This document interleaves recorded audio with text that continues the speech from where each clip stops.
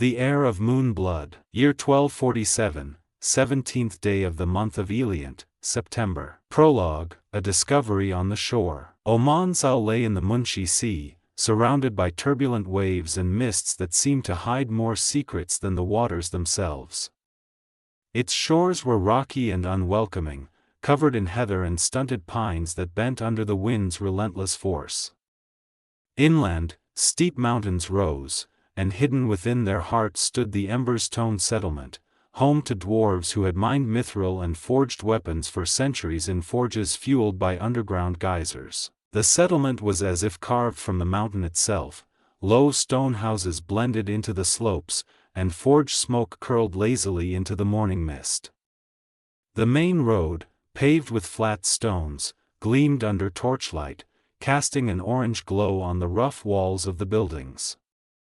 At its center stood the Hammer and Pick Tavern, where dwarves gathered after a hard day's work to share stories and drink mountain mead that burned the throat like dragonfire. The golden light of the setting sun faded quickly, swallowed by dark clouds gathering over the sea. Thorgar and his companions were returning to the settlement, their wagons creaking under the weight of sacks filled with gold and gems sold in the port city of Omar. "Do you feel that in the air?" Brinna lifted her hand, catching the first raindrops. "This won't be just any storm." Suddenly, the sky split with a roar, and in the distance, explosions lit the horizon. By the fiery forges. "A battle!" Rurik growled, pointing at the burning ships. Northlanders raiding folk vessels again. The battle raged on. The sky, black as pitch, suddenly tore open with light. By Mahal's beard. Brinna shielded her eyes as meteors fell, fiery orbs that lit the night like divine hammer strikes. One struck a Northlander ship, tearing it to shreds that shot into the air like burning torches. The second ship, from the folk fleet, was suddenly engulfed by lightning that struck its masts with archer-like precision, as if the heavens themselves had cursed it. "This is no ordinary storm," Doran whispered, feeling the ground tremble beneath his feet from the impacts. Then came silence, heavy, unsettling. The waves, stirred by the falling meteors, crashed against the shore, carrying the wreckage of both ships. In the distance, the last burning masts disappeared beneath the water, dragged into the depths by something, or someone. No chance anyone survived. Rurik muttered, unease creeping into his voice. At that moment, a flash of lightning illuminated a metal cradle drifting on the waves. But before they could approach, their dwarven eyes caught a shimmering figure leaning over the child. "Did you see that?" Doran instinctively reached for his axe, a shiver running through his fingers. The apparition was slender, wreathed in mist and moonlight, as if woven from magic itself. The moment the dwarves took a step forward, the figure dissolved into the air, leaving only the scent of sea flowers and ancient runes, sweet and bitter, like the memory of a lost home. "A spirit guardian," Brinna whispered, stepping into the water. "Whoever this child is, someone very powerful was protecting them." The cradle was forged from mithril, adorned with protective runes none of the dwarves could decipher. Inside lay an elf child, Sitelquesser, swaddled in a blanket embroidered with an unknown house sigil. Around its neck hung two objects. A moonstone amulet, pulsing faintly with the rhythm of the child's breath, as if alive. A lacquered blackwood necklace, decorated with silver patterns resembling clockwork gears. A white metal locket hung from it, locked with a mechanism that resisted even Thorgar's hammer. "We're not leaving him," Brinna decided, lifting the child. "Not on a night like this." As they walked away from the shore, the sea grew calm, as if the battle had never happened. Only smoke on the horizon and wooden shards on the sand remained as proof of what they had witnessed. "This child is part of something bigger," Thorgar muttered, eyeing the locket. "And that storm was no accident." His voice carried concern, but also determination. Whatever lurked in the dark, the Emberstone Settlement would not surrender the child without a fight. Prologue, Part 2, returned to the Emberstone Settlement. The night was deep when the weary group of dwarves finally reached the ravine leading to the Emberstone Settlement. A cold wind howled between the rocks, carrying the scent of damp stone and chimney smoke mingling with the salty sea breeze. Almost home, Rurik grumbled, adjusting his tool belt after the long journey. His heavy boots left deep prints in the soft, wet sand of the path. Brinna walked ahead, cradling the child wrapped in a cloak. The little elf had not cried once during the journey, sleeping peacefully, as if knowing it was safe. Its tiny fingers tightened slightly on the cloak's edge as the wind brushed its pale face. As they rounded the last bend, the settlement came into view, a stone haven in a sea of darkness. The Emberstone Settlement looked as if carved from the mountain itself. Low stone houses blended into the slopes, and forge smoke curled lazily into the morning mist. The main road, paved with flat stones, gleamed under torchlight, casting an orange glow on the rough walls of the buildings. Outside the Hammer and Pick Tavern stood old Dwalin Ironbrow, stroking his beard as he watched the newcomers. His dark eyes gleamed in the firelight, and the deep wrinkles on his forehead betrayed his unease. "You're late," he grumbled, though relief tinged his voice. "Thought the Northlanders got you." "We had an unexpected passenger," Brinna replied, uncovering the child swaddled in thick wool. At that moment, the tavern door burst open, and Hilda Silverbelt, the settlement's herbalist, rushed out, stumbling slightly on the uneven threshold. "By Mahal's forges." "What is this?" she cried, reaching for the child. Her broad hands trembled slightly as they touched the infant's cold skin. "An elf," Thorgar answered curtly, crossing his arms over his broad chest. "Found him on the shore. In the middle of the storm." Word spread through the settlement like sparks in dry grass. Gizmo the gnome, the local tinkerer, emerged from the forge, wiping greasy hands on his apron. His sharp little eyes gleamed with curiosity as he pushed through the crowd of onlookers. Garrick the orc, the gate guard, furrowed his heavy brow, eyeing the child with suspicion. His massive hands tightened unconsciously around the haft of his axe. A few young dwarves spilled out of their homes, whispering among themselves. Their eyes were wide, voices filled with excitement and fear. "What do we do with it?" Gizmo asked, pointing at the child with a long, slender finger. "He stays," Brinna said firmly, glaring at the others. "If anyone has a problem, say it now." Silence fell, thick and awkward, broken only by the crackling fire in the tavern's hearth. Finally, Hilda sighed and took the child from Brinna, wrapping it in her own woolen shawl. All right. First, I'll feed him, then we'll see what can be done." Inside the tavern, warm shadows flickered in the glow of the great stone fireplace. The smell of roasted meat mixed with fresh bread, and the murmur of conversation blended with the clatter of tankards against wood. The child, now wrapped in warm blankets, lay on the table as Hilda examined it with her old, experienced hands. Her fingers traced its small limbs, searching for signs of illness or injury. "He's unharmed," she finally announced, looking up at the gathered dwarves. "But these items." She pointed at the amulet and locket. "These are no ordinary trinkets." Thorgar leaned in, studying the runes on the locket. His dark brows furrowed as he tried to decipher the strange symbols. "Do you recognize this language?" he asked, glancing at Hilda. "No. It's neither dwarven nor any elven script I know." At that moment, the child opened its eyes, violet, deep as the night, gleaming in the firelight. For a heartbeat, everyone froze, breath held, and then, the little one smiled, revealing two tiny teeth. Prologue, Part 3, Mysterious Powers. Year 1247, 23rd day of the month of Elin, September. One day, as the children of the settlement watched the sleeping elf in silence, his small body was suddenly enveloped in a soft, golden glow, like sunlight filtering through leaves. The air carried the scent of wildflowers and honey, and in the background, a faint singing could be heard, as if an invisible choir whispered a song of comfort. When little Thora cautiously reached out to touch the light, a scraped wound on her finger healed instantly, leaving only a pink scar. The gathered crowd froze in astonishment, but before they could recover, the glow faded, and the elf continued breathing evenly, lost in slumber. Year 1247, 27th day of the month of Elin, September. A few days later, as Hilda rocked the child to sleep, she noticed the air around him shimmering like heat over smoldering iron.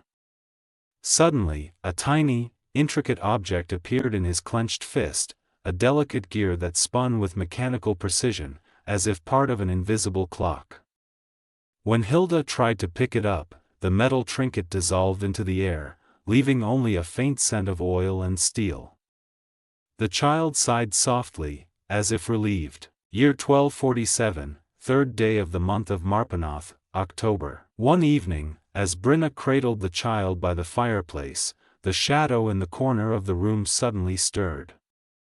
The darkness coiled into a slender, humanoid figure that seemed to gaze at the small elf for a fleeting moment. When Thorgar grabbed his weapon, the figure dissipated like smoke, leaving behind an icy chill.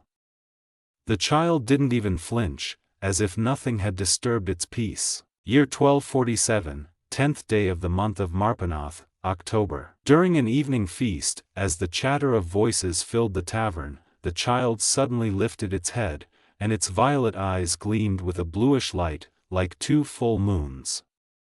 A whisper echoed in the air, words in a language none present understood, yet each felt images of distant lands and long-forgotten moments in their hearts, as if a door to their memories had briefly opened. The voice fell silent as abruptly as it had appeared, and the child began babbling, ignoring the stunned stares around it. And so the days, weeks, and months passed. Though the child became the main topic of conversation in the settlement, no messenger, no traveler brought news of a missing elf. Even in distant cities, no one spoke of any search. The little one grew among the dwarves, and his strange abilities remained a mystery, both to him and to those who had taken him in. The Stonefire Settlement protected him like their own legend, unaware of whether, or when, someone or something would come to reclaim its lost spark. Prologue, Part 4, A Name and the First Lesson in the Mine. Year 1247, 15th day of the month of Uctor, November. The tavern under hammer and pick was bathed in the warmth of flames and the clamor of raised voices. We can't keep calling him the child, or the elf. Brinna slammed her fist on the oak table, making the mugs jump. Her red braids trembled with indignation. He's flesh and blood, not some stray mutt. If he's to be one of us, he deserves a proper name. In the corner of the room, the little elf stared at the candle flame, unaware that he had become the center of a heated debate. A dwarven name. Call him Durak. Rurik roared with laughter but instinctively touched the hilt of his axe. Or Thorgarian, in honor of the one who fished him from the sea's depths. By Moradin's beard, Rurik, don't pin the orphan on me like a badge. Thorgar crossed his arms, but his voice carried more pride than anger. Gizmo, a gnome with sharp eyes and an even sharper tongue, slipped between the dwarves. What about something from his heritage? The moonstone around his neck. Lenari? Eltharion?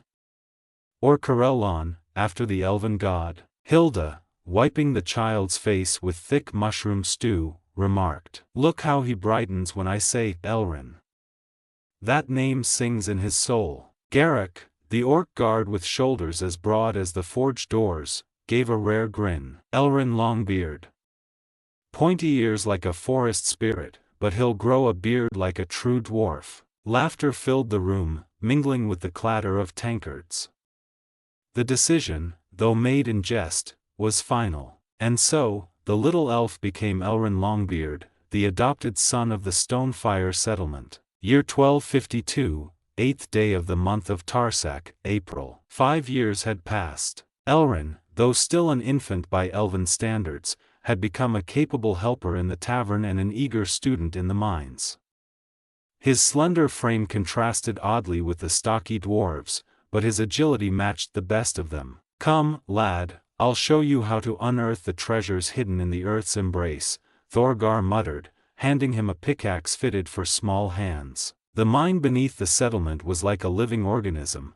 Tunnels twisted through the rock like ancient roots, walls glittered with mica and quartz veins, and the air smelled of damp stone and distant forges. Elrin followed Thorgar, running his fingers along the walls. The stone was cool, but it pulsed with a faint rhythm, as if the mountain itself breathed. In a side tunnel where torchlight barely pierced the gloom, Thorgar stopped at an unusual deposit. "Look! Ilarithil. The memory stone. Only for the initiated." He pointed to a crystal the size of a child's fist. The mineral shimmered with a bluish glow, like frozen moonlight. Inside, tiny sparks danced, forming ever-shifting runes. Elrin instinctively reached out, but Thorgar stopped him. "Not so fast, lad. First, the lesson." He knelt, turning the crystal to show its structure. "See these streaks? That's the vein.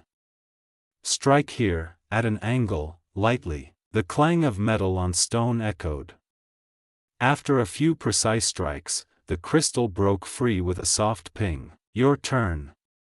Thorgar handed the pickaxe to Elrin, his eyes glinting in the half-light. The boy, tongue sticking out in concentration, mimicked his mentor. The first strike was too weak, the second too hard. But the third hit true. "Good. Now watch." Thorgar pointed to the wall. "Where the rock's darker and grainier, look for these veins. Remember the shape." Elrin nodded, staring at the crystal in his hands. The Ilarithil pulsed faintly, as if reacting to his touch. Something rustled deep in the tunnel. Thorgar reached for his axe, but Elrin only smiled. "Just a rat, master," he whispered, though his violet eyes remained fixed on the stone. Something whispered in his mind. Words in a language he didn't know, yet somehow felt familiar. Prologue, Part 5, Knowledge and Secrets. Year 1254, 12th day of the month of Flame Rule, July. Thorgar returned from the port city of Omar with an empty cart but bags full of gold.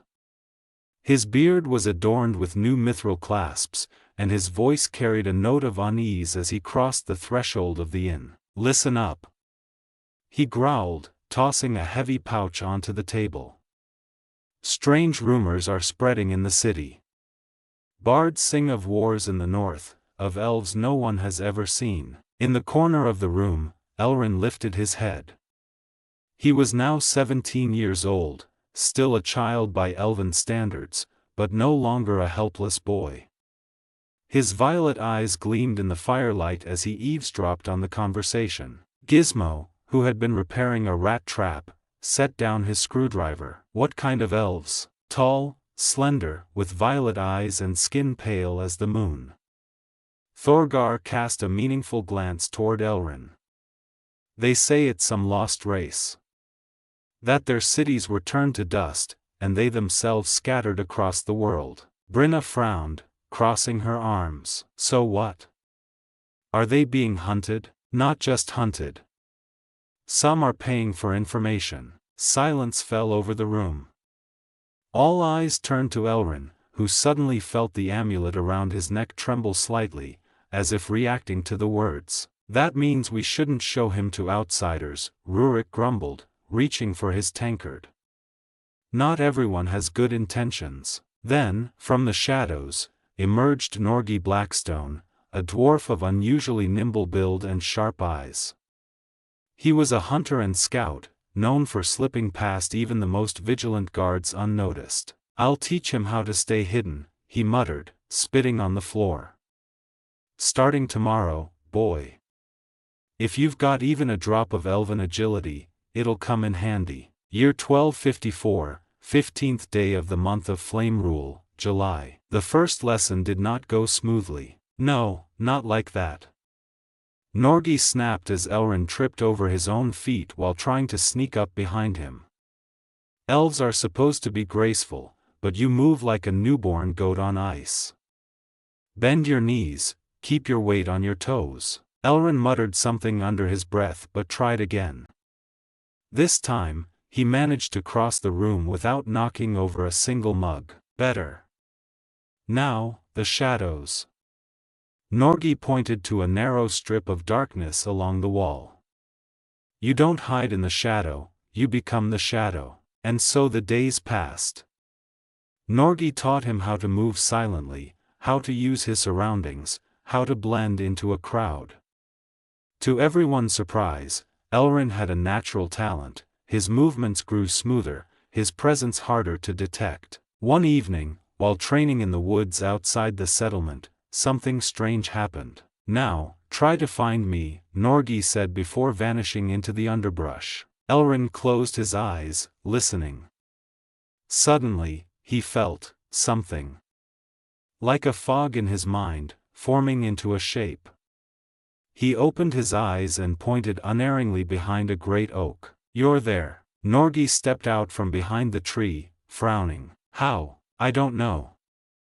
I just knew. It was the first sign of his unusual abilities. Year 1254, 20th day of the month of Elisis, August. While Norgi taught him stealth, another dwarf, Brock Iron Fist, decided to teach him something else. Hiding is fine, but what if they find you?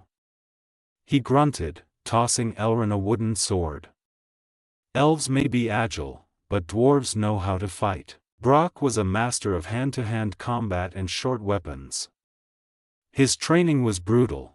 Aelrin spent more time on the ground than on his feet, but with each day, he grew stronger and faster. You don't fight like an elf.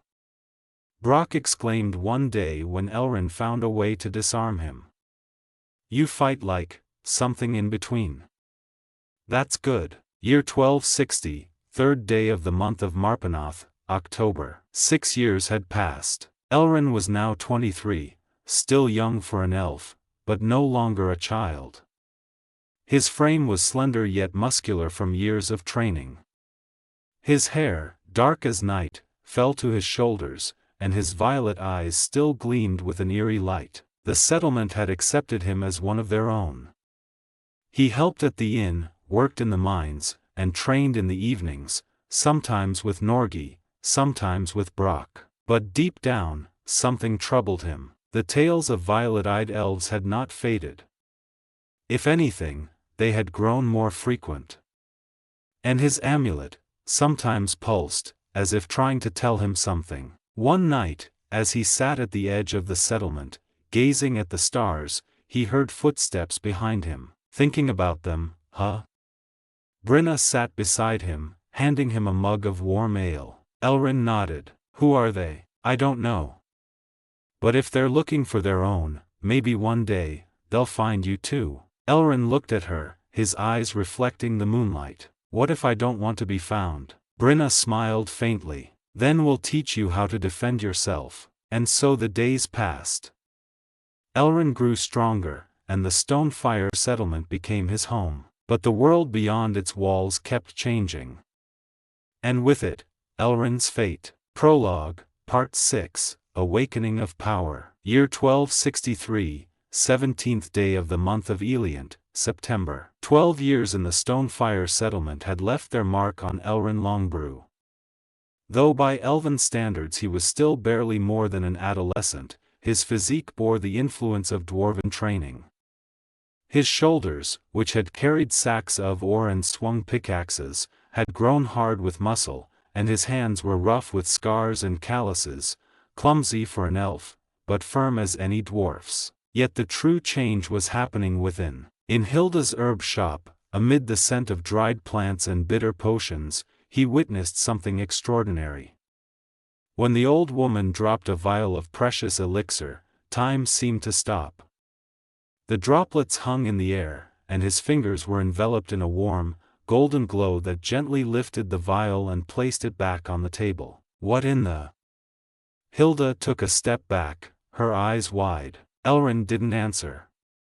He fled to his room and spent the night staring at his hands, trying to recreate that feeling, as if something inside him had opened a door he never knew existed. Further discoveries. In the mines, amid the sound of pickaxes and echoes of dwarven songs, something happened that Thorgar would later recount with every tankard of ale. When a massive boulder broke loose from the ceiling and crashed toward an old dwarf, Aelrin shouted, not in words, but in some primal command.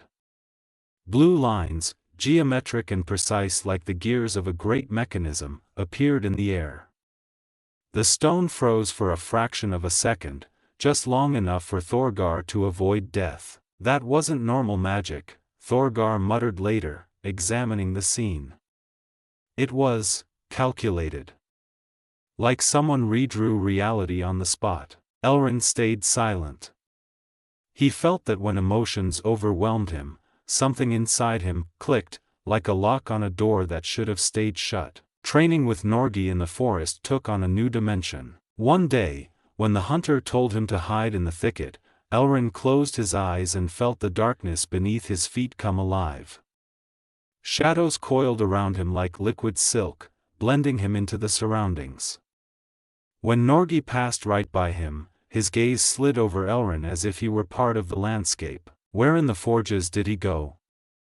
Norgi growled, searching the bushes. Only when Aelrin consciously detached from the shadows did the dwarf notice him. That's cheating, Norgi grumbled, though his voice held a note of admiration. At night, Aelrin found no peace. When he slept, his mind wandered elsewhere. He saw cities of white towers floating in the clouds, beings with star-like eyes speaking a language that was foreign yet strangely familiar. Strangest of all, sometimes he heard others' thoughts. Once, little Thora, Rurik's daughter, tripped and twisted her ankle. Before anyone could react, Aelrin already knew. He felt her pain, sharp as a dagger, and suddenly his hands reached for the right herbs on their own. How did you know she needed arnica? Hilda asked later, examining the girl. Aelrin just shrugged. He couldn't explain that sometimes, he just knew. Despite these strange occurrences, Aelrin tried to live normally. At the inn, he poured ale and listened to merchants' tales, absorbing languages and customs of distant lands. His favorite was an old bard who sang of faraway wars and lost kingdoms. In the mines, he worked side by side with the dwarves, his elven eyes spotting veins of metal even in the darkest corners. In the forest, he gathered herbs to sell to Hilda. Sometimes, without realizing it, his touch enhanced their properties, though he didn't know how. Even the settlement's children adored him. He organized training for them, more like games of hide-and-seek or wooden sword fights, but they were enthralled. Show us the light trick again. Little Frilda, Rurik's daughter, would beg, pointing at his hands. Aelrin would smile and oblige, though he didn't know where these tricks came from. Year 1265, first day of the month of Hammer, January. One freezing night, Aelrin woke up screaming, drenched in cold sweat. He had dreamed of standing atop a tower of bone-white stone, facing an elf with violet eyes and armor woven from stars. Awaken, the specter whispered, its voice echoing in his skull. Before they find you. When he opened his eyes, his moonstone amulet pulsed with blue light, rhythmic as a heartbeat. The settlement was quiet. The dwarves slept, and the wind howled between the rocks. But Aelrin knew it was only an illusion. His powers were growing.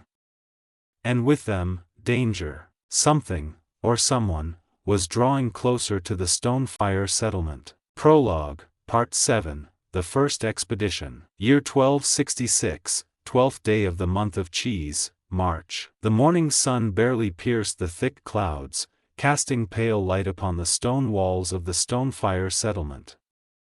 Aelrin stood before the gate, nervously adjusting his cloak's hood, which kept slipping over his eyes. His hands, hidden in leather gloves, clenched and unclenched to the rhythm of his quickened breath. This was to be his first real journey beyond the settlement's safe walls, his first encounter with a world he had only known through stories. Thorgar sized him up with a glance from beneath his bushy brows and snorted with laughter. "You look like a young goat before its first hunt," he said, adjusting his tool belt. "Relax, lad. It's just a village, not a dragon's maw." His massive hand landed on Elrin's shoulder, nearly driving him into the ground. Despite his gruff tone, there was a note of kindness in the dwarf's voice, as if he understood the young elf's unease. Meanwhile, Gizmo tinkered with his latest invention, a mechanical cart meant to ease the transport of goods. "Theoretically, everything is properly calculated," he muttered, twisting a screwdriver around the intricate mechanism. A screech, a crack, the machine fell apart, and a few screws rolled across the stones with a cheerful clatter. Perhaps too much theory, not enough practice," he sighed, stashing his tools back into his satchel. The path wound through the blood-heather moor, a boggy land where the air hung thick with moisture, and mist coiled between the trees like the ghosts of long-dead travelers. The roots of ancient oaks jutted from the earth, snagging at boots like the fingers of drowned men. The stench of rotting algae mingled with the sharp tang of sulfur rising from the swamp's depths. The sounds, rustling leaves, creaking branches, the distant cry of a bird, formed an eerie melody that seemed to whisper secrets. Elrin suddenly halted. His elven ears caught something the others missed: a rustle, too rhythmic to be the wind; a snap of a branch, too deliberate to be an animal. Thorgar instantly gripped his axe, muscles tensing like a drawn bowstring. But from the bushes emerged only Garrett, the local herbalist, with a basket full of toadstools. "Oh, Thorgar. Here for another remedy for that snoring of yours," he cackled, baring his toothless gums. When they reached the village, Elrin held his breath. Kraken's Cove pulsed with life like a heart beating to the rhythm of the waves. The fish market was pure chaos. Old fishwives in bright scarves haggled with fishermen, their voices carrying over the water like the cries of gulls. Boys with buckets full of mussels darted between stalls, laughing and shoving, their feet caked with sand and salt. The smell of smoked salmon mingled with the aroma of fresh bread, creating an intoxicating blend that stung the nostrils. The docks looked like a scene from a tale. Fishing boats rocked on the water, creaking like old chairs, their wooden hulls crusted with shells and seaweed. Nets hung on racks cast webs of shadows across the ground, where the rays of the setting sun tangled like threads. One-eyed Bren, a local captain with a scar running down his face, was recounting a tale of a kraken encounter, and his listeners held their breath, their eyes gleaming in the dim light. In the smithy, the blacksmith Hrodgar hammered at glowing metal, sparks scattering like stars, while his apprentice Olaf cursed under his breath, struggling to repair a rusted anchor that refused to cooperate. At the Broken Mast Tavern, they were greeted by none other than Mayor Caldwell, a man with a belly as round as a beer barrel, a bald head tattooed with a map of the island, a voice that could drown out even a storm at sea. "Thorgar, you old rogue. Finally brought that mithril, or did you just come for my ale again?" he bellowed, clapping the dwarf on the back with enough force to break a lesser man's spine. While the others talked, Elrin noticed a few peculiar figures. A red-haired girl in the corner, watching him with more than mere curiosity in her gaze. An old man in a cloak, meticulously noting something on a wooden tablet, his fingers moving with unnatural precision. A street urchin trying to pick his pocket, vanishing into the crowd the moment Elrin turned his head. As they returned at dusk, Gizmo suddenly stopped, his ears twitching. "Hear that?" From the thicket came the sound of a scuffle and muffled cries. Without a word, they rushed toward it, their hearts hammering like smith's mallets. They saw a horrifying sight. 3 thugs had surrounded an old woman, their faces twisted with greed. One held a knife to her throat, his eyes wild in the half-light. Another rifled through her pouches, tossing their contents to the ground. The third kept watch, his hand resting on the hilt of a dagger. Elrin didn't think, he reacted. His hands moved on their own, and shadows beneath the trees came alive, coiling around the bandits' legs like serpents. The air buzzed as an unseen force wrenched the knife from the attacker's grip. A golden aura enveloped the old woman, shielding her from harm. Thorgar nodded, looking at the stunned Gizmo. Well then. Looks like we'll have to teach you to control what's inside you. Aelrin stared at his hands. He felt something had changed, and this was only the beginning. Prologue, Part 8, First Steps in the City. As the sun dipped toward the horizon, casting long violet shadows over the cobbled market square of Kraken's Cove, Thorgar patted the bulging coin purse at his belt with satisfaction. Gold jingled merrily, blending with the chatter of the dispersing crowd and the cries of gulls above the docks. 3 sacks of mithril for the price of 5. Not bad for the first trade of the season, he grunted, adjusting the finely wrought buckle of his belt. His brows, thick as ravens' nests, rose as Durgim pointed to the heavy oak doors of the Shattered Pick Tavern, from which golden light and the clamor of voices spilled. The lad's first lesson in dwarven culture. Mountain mead that burns the throat like dragonfire, and roast so rich even the toughest beard will glisten with grease, the old dwarf guffawed, slapping Elrin's back with enough force to fell an ox. His laughter echoed across the square, drawing curious glances from passers-by. Aelrin instinctively hunched his shoulders, pulling his hood lower over his ears. His violet eyes flickered in the shadows like 2 trapped lightning bolts, and his fingers drummed nervously on the hilt of a hidden dagger. "Don't worry, lad," Frida whispered, leaning toward him. Her fingers, skilled by dwarven instinct, adjusted the rune-engraved leather belt at her waist. "No one here will ask uncomfortable questions. Unless it's about your ability to hold your ale. And that's a local tradition." The Shattered Pick Tavern roared like an alchemist's cauldron on the verge of explosion. The smell, a sharp mix of oak smoke, dark ale, and roasted game, hit Elrin's nose, making his eyes water.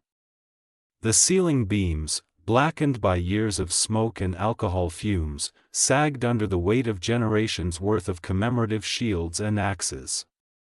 In a corner, a bard with a scar running through his left eye warbled a ballad of the lost kingdom of Morndensalmon, his raspy voice cracking like an old sword on an anvil. Aelrin hesitantly sat on the bench, wedged between Thorgar's bulk and Gizmo's wiry frame. His fingers, slender like any elf's, but already scarred and calloused from forge work, clenched around a worn wooden tankard bearing the marks of countless brawls. "To our new comrade," Durgim bellowed, raising a copper mug high. Foam spilled onto the table, tracing twisting patterns like runes in the wood. At that very moment, the tavern door slammed shut as if struck by a gust of wind. A shadow from Menzoberranzan, a figure in armor black as coal slipped inside with the grace of mist gliding over stone.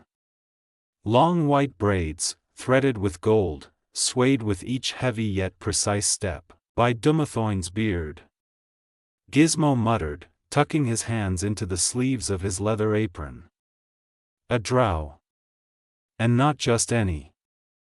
That's Zorvith Morn of Bregan Derth." Zorvith Morn strode through the room with the confidence of a ruler, and the dwarves, usually so self-assured and unyielding, instinctively made way. His burning red eyes sliced through the room, settling on the hooded figure of Aelrin. "Traitors of stone fire," he hissed, his voice like steel dragged across a whetstone. "I've heard, you've expanded your family." Thorgar shot to his feet with surprising speed for his bulk, and his axe clanged against the tabletop. "Your ears deceive you, drow," he spat, curling his lip in disdain. "Between us flows only gold and ale. And only in one direction." Zorvith bared his teeth in a smile, revealing fangs sharp as daggers.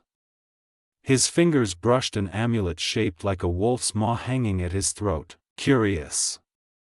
For in Port Last, they say otherwise." His voice took on a mocking edge. "An elf. Violet eyes. A moonstone at his throat.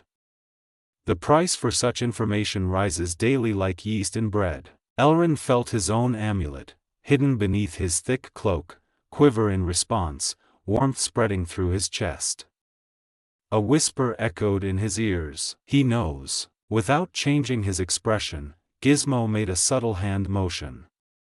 Beneath the table, a mechanical spider with copper legs slid from his sleeve, skittering toward the drow with a faint whir of gears. I don't like it when someone ruins the mood, Thorgar growled, gripping his axe with clear intent. Zorveth only laughed, and at that moment, the shadows behind him writhed like serpents ready to strike. Until next time, Longbeard, he whispered, then his form dissolved into the air like a nightmare, leaving behind only the scent of sulfur and steel. When the door shut behind him, the silence in the tavern grew thick enough to carve with a knife. That was a bounty hunter from Bregan Derth, Frida murmured, her fingers tapping the hilt of her belt knife.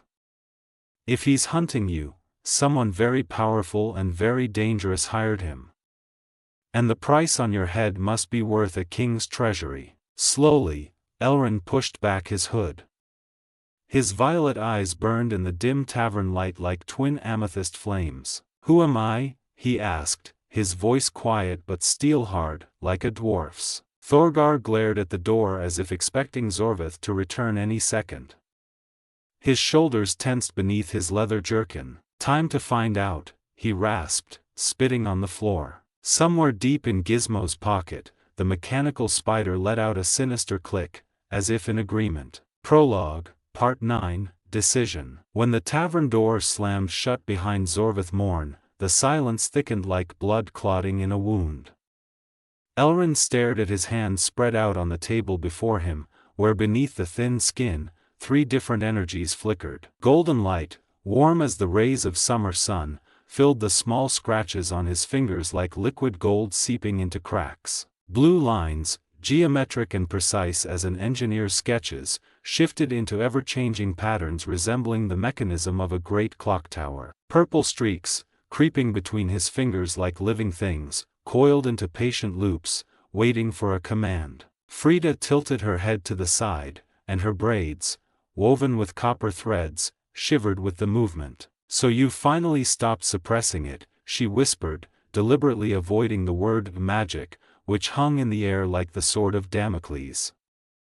In Stonefire Settlement, magic was treated like a sharp knife, a useful tool, but dangerous to admit to in front of the elders. Thorgar downed a swig of beer in one gulp, and his beard, woven with red and gray hairs, dripped with golden droplets. Norgi and Brock followed that damned hunter, he growled, his fingers sinking into the soft wood of the table as if it were clay.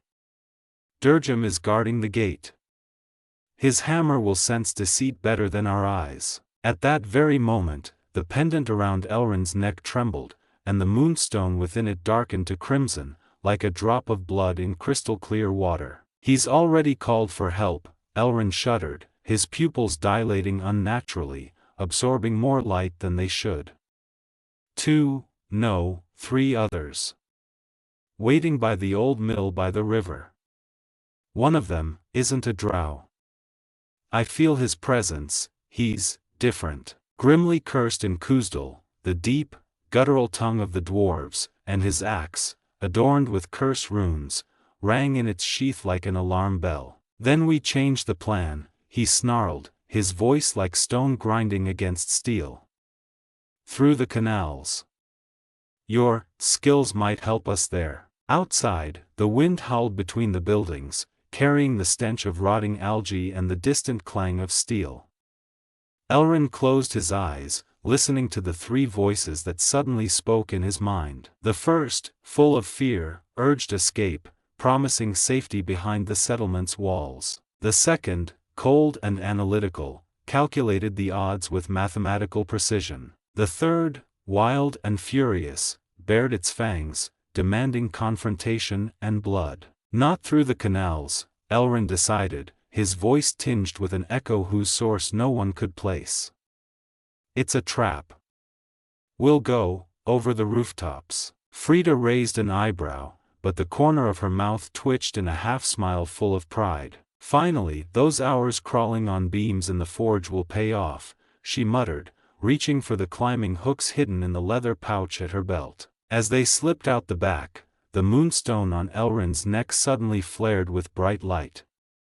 3 vivid visions flashed in his mind. 3 cloaked figures, their garments damp with rain, waiting in the shadows behind barrels. The glint of a blade, not steel, but black obsidian, flashing in the moonlight. A pair of red eyes, glowing in the dark like smoldering coals, watching their every move. Too late.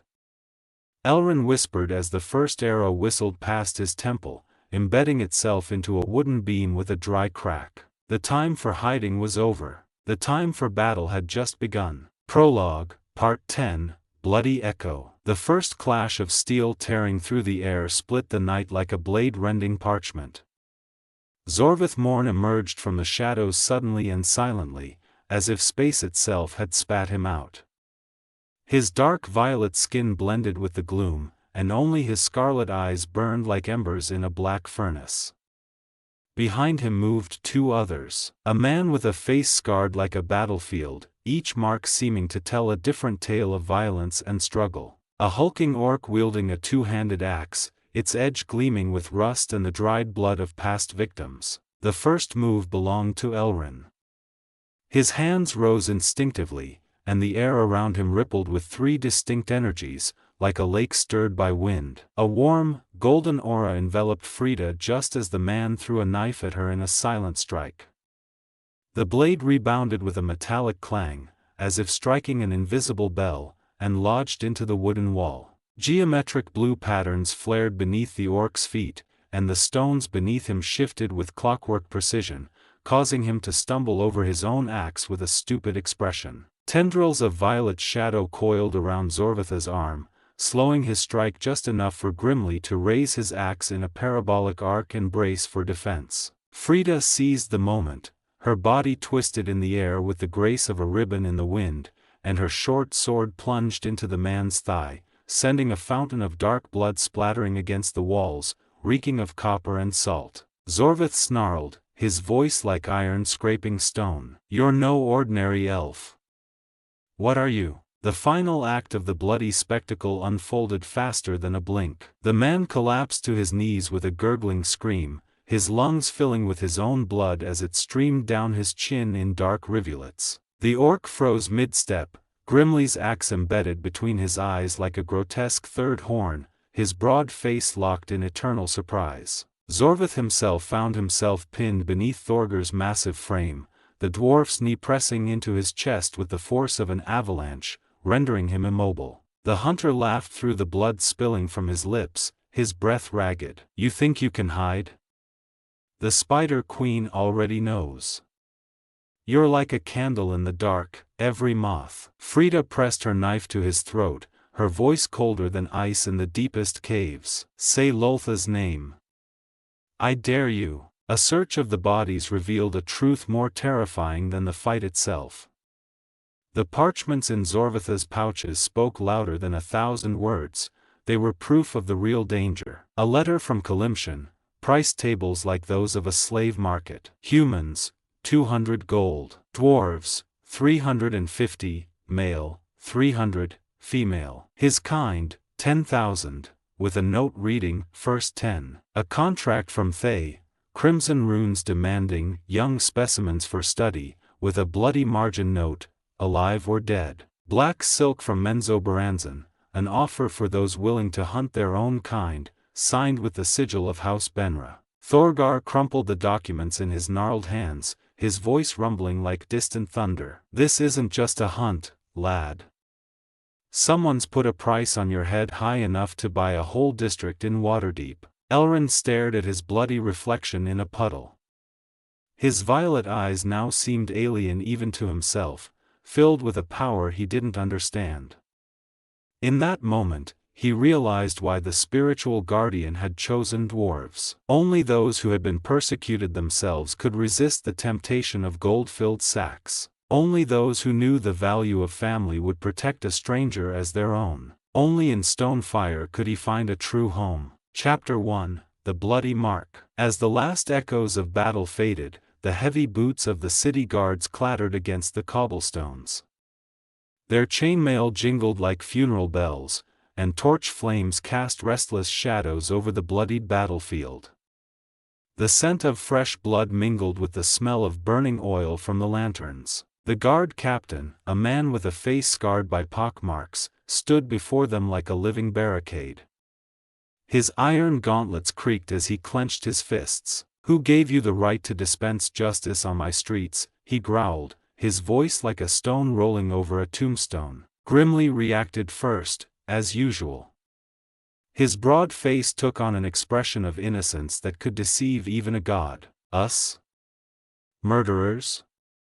He laughed deeply, his red braids trembling. "Look at us, Captain. Do we look like the kind who could, so carefully arrange 3 corpses?" The guard's gaze swept over their weapons, lingering on Grimly's axe, where blood pooled in the grooves of the runes before dripping slowly to the ground. His eyes narrowed like a cat sensing blood. "Very convincing," he finally snarled, deliberately slow, as if savoring each word. "Especially since that drow has his throat slit with surgical precision." "Surely," he tripped. A younger guard, a boy with a still smooth face, suddenly bent over the body of a scarred man. His voice trembled as he choked out, "Captain. It's Garin Claw. Wanted for the murder of a merchant from Waterdeep. And this orc, it's Urzog of the Red Hills. Their heads are worth 100 gold pieces." Something shifted in the air. The guards exchanged glances, their postures losing aggression. The captain stroked his scarred face, cold calculation gleaming in his eyes. "What a fortunate coincidence," he muttered, his gaze piercing Aelrin. "Just remember, next time, the exchange might not be so favorable." The journey through the forest was as tense as a drawn bowstring. Brock couldn't calm himself, his laughter ringing out loudly, startling night birds. "Did you see his face? He thought he had us," he roared, slamming a fist against his chest with enough force to shake his beard. Grimly didn't laugh. His eyes were dark as mine shafts as he turned to Aelrin. 10,000 gold. That's the price for a royal steed, not an elf." His voice was like a stone plummeting into an abyss. Frida walked in silence, her fingers never leaving her knife's hilt. When she finally broke the quiet, her words were sharp as steel. "Let them come. Let them bring an army. Our axes are hungry." But Aelrin remained silent. Each step reminded him that he was no dwarf. That his blood was different.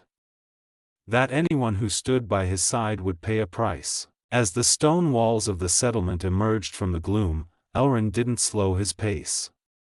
His hands clenched into fists as he passed through the gates. "I'm going to train," he said curtly when Thorgar raised a brow. The white stone cave. The unspoken words hung heavy in the air. Thorgar knew what that place meant. Ilarithil had sung songs in that cave that no dwarf could hear. "Return by dawn," he growled, but his voice held no command. It was a plea.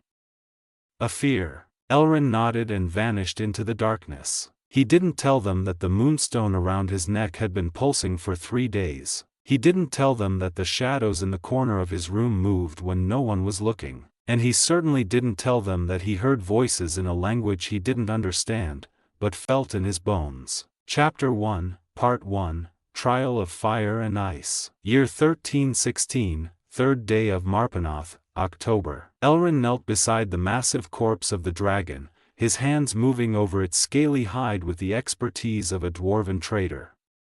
The bottomless sack, as they called the magical, limitless bag in the Stonefire Settlement, lay spread open on the stones, its velvet interior shimmering like stars in the cave's darkness. The butchering process took 2 hours and was a ritual in itself. Scales, each the size of a plate, he removed with a curved dagger, stacking them in piles that gleamed like ruby mosaics. The largest, from the back, were worth a fortune to armorers in Waterdeep. Those near the heart had a rusty hue and pulsed with warmth even after the beast's death. Fangs, half a meter long, he pulled from the gums with practiced ease. One cracked at the base, revealing petrified pulp, a memento from the dragon's youth. Venom glands, hidden behind the jaw, he excised with surgical precision. Greenish venom dripped into crystal vials, which he immediately stored in the bottomless sack. Claws, black as night, he separated from the webbed membranes with hammer and chisel. The longest one he kept aside, a keepsake for Thorgar. The dragon's most valuable treasures, however, lay inside. The heart, as big as a child's head, still beat for several minutes after removal. He encased it in ice conjured from the air and placed it in a special leather case. The iron lung, an organ unique to red dragons, glowed with a crimson light. When he touched it, he felt the beast's primal rage in his mind. 3 dragon tears, glass orbs the size of walnuts, found in the remains of the beast's last meal. According to the mage's journal, they were worth more than everything else combined. The bottomless sack swallowed the loot without a trace. Scrolls vanished into its velvet darkness. The mechanical bird fell silent as it submerged into the magical space. Even the red crystal stopped pulsing when it dropped into the sack. When he finished, the cave looked as if a professional looting crew had passed through. Only bones and worthless parts remained for time to claim. 173 years. An age when most elves were just learning their second craft. Elrin adjusted his gloves and slung the bottomless sack over his shoulder.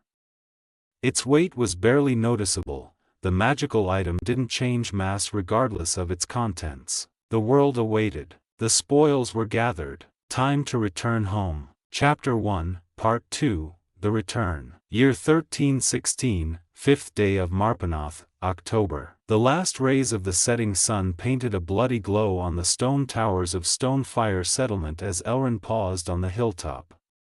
His worn boots were coated with the dust of 50 years of wandering, and his tattered cloak fluttered in the wind like a banner. "Home," he whispered, his voice trembling with something more than joy.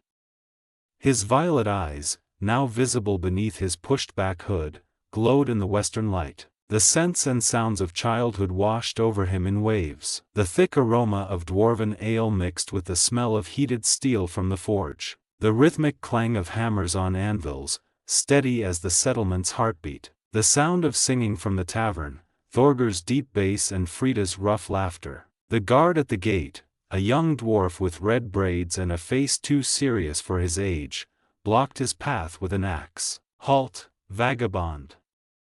No beggars here," he barked, his blue eyes gleaming with suspicion. Elrin smiled broadly, revealing his sharp elven features and 2 pointed canines. "I don't need alms, young stone," he replied, reaching under his cloak. "Unless you've got a mug of Gundren's ale." As he extended his hand, the guard noticed the claw scars crisscrossing his forearms, the dragon scale shimmering ruby red in his palm, the strange mark on his wrist, as if seared by magic, by Moradin's beard. "Elrin," the young guard gasped, his eyes widening like an owl's. News of his return spread faster than lightning. By the time Elrin reached the Hammer and Pick Tavern, a crowd had already gathered outside. The tavern erupted in noise as he crossed the threshold. The scents, roasted venison, fresh bread, and that unmistakable aroma, a mix of ale, smoke, and the warmth of home. Gundren's stone mug, the innkeeper with a barrel-like belly and a grey beard reaching his waist, rose from behind the counter. His eyes, small as a boar's but sharp, narrowed. "Well, well. The wanderer returns," he grumbled, but the corners of his mouth twitched in a barely visible smile. Frida, now with streaks of grey in her braids, fixed him with a stare. "We thought you'd died in the mountains, elf." Elrin laughed and, in one motion, unfastened his cloak, revealing the contents of the bottomless sack. Scales, from coin-size to as large as shields. Hide, soft and warm despite the passage of time. Meat, steeped in magic, a deep crimson hue. Glands, glowing with a mysterious substance. "Think we can make a proper cloak out of this?" he asked, stroking the largest scale. "Or at least a jacket?" Thorgar, now with a beard white as snow, took a piece of hide and ran a calloused finger over it. "We'll make you armor out of this, lad. A true masterpiece." Aelrin nodded and pointed to the rest of the loot. "And for the rest, we drink." "Gundren, you old fox, is this enough for tonight?" The innkeeper took the largest scale, held it up to the light, and snorted. "For this, you could buy my whole cellar, boy. But since you're back, it's on the house." The crowd erupted in cheers. Mugs began thumping against tables, and songs rang louder than ever. Aelrin inhaled the familiar scent of home, but his eyes, ancient as mountains yet young as dawn, noticed in the dark corner a pair of eyes. Watching. Waiting. The smile on his face didn't fade, but it grew sharper. Truer. He was home.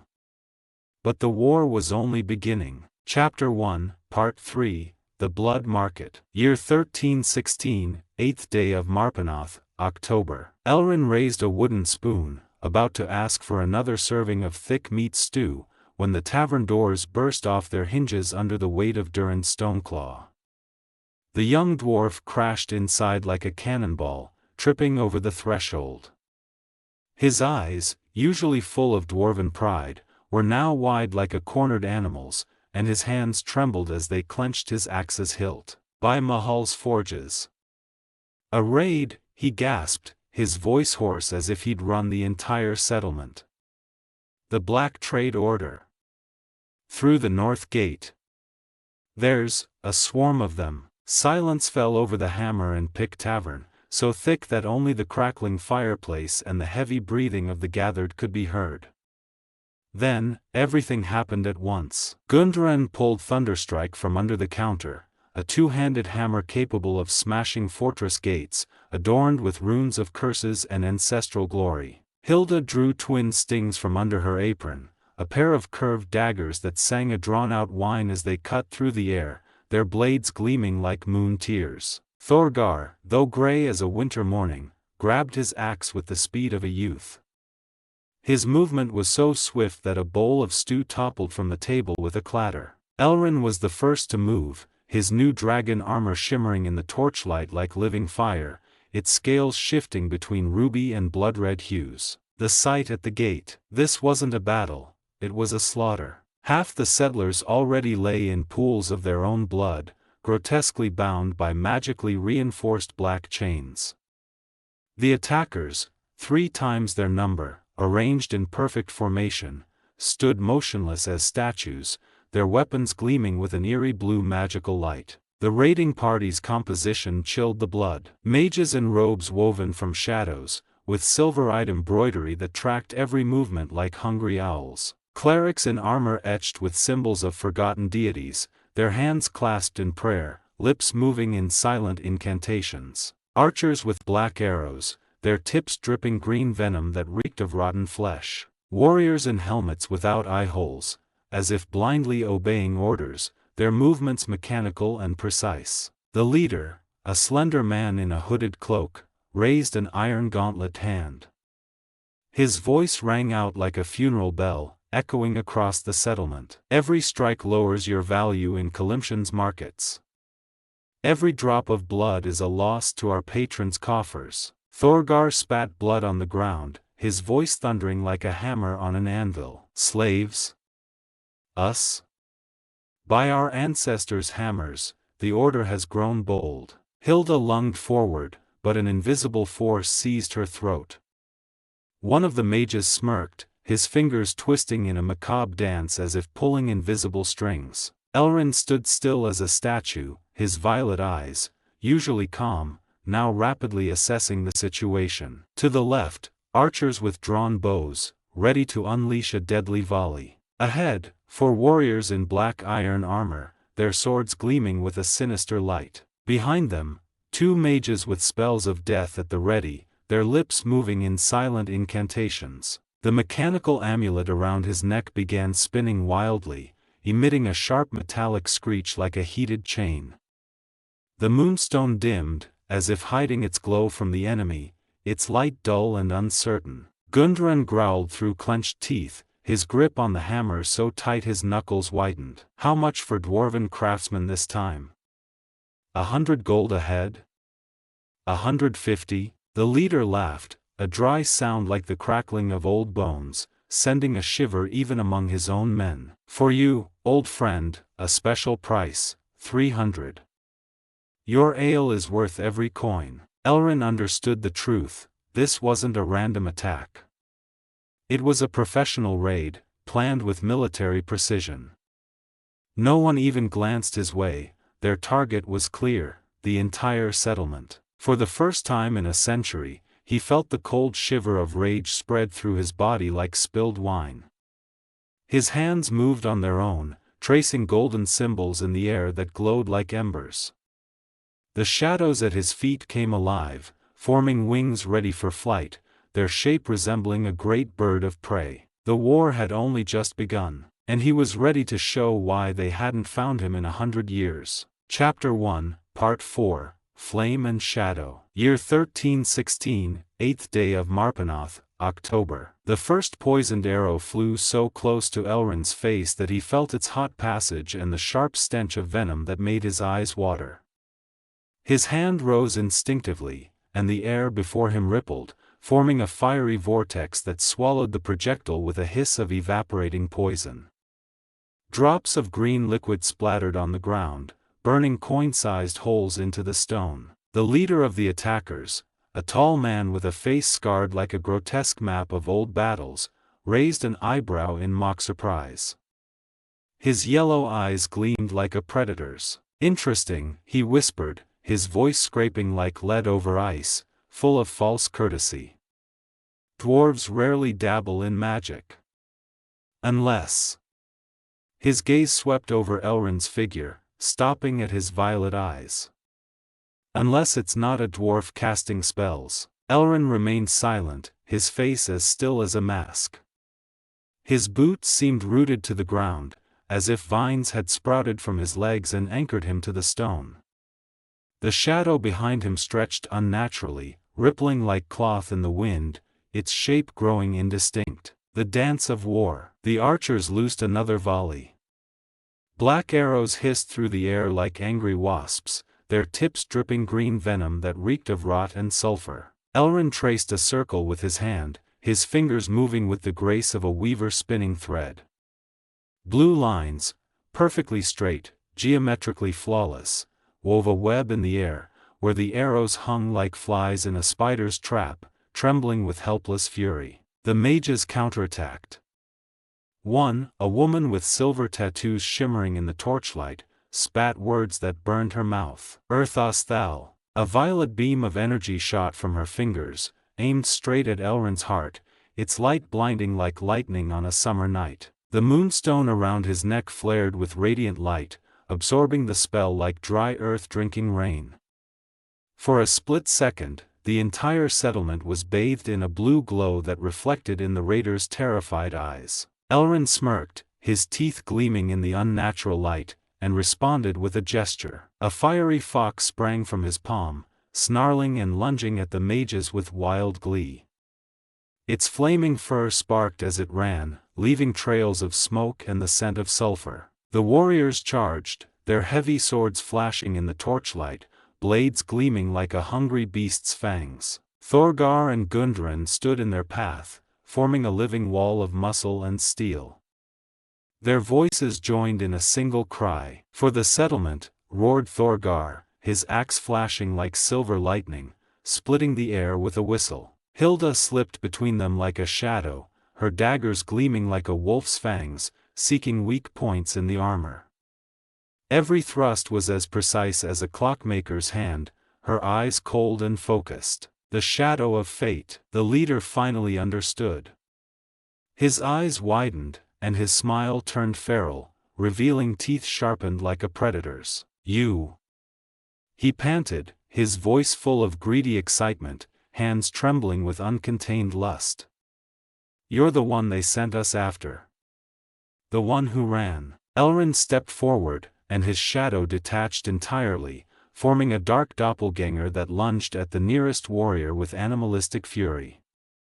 The dark figure moved like a living thing, its strike so real that blood sprayed from its claws. The battle flared anew, but now the raiders had a problem. Because Aelrin was no longer just a fugitive, he was an elemental force. He was the wrath of centuries. He was the one they couldn't catch in 100 years. And now, they would be the ones running. Chapter 1, Part 5, The Last Stronghold. The fight had been raging for a while, and the air in Stonefire Settlement grew thick with smoke and the cloying scent of blood seeping between the cobblestones.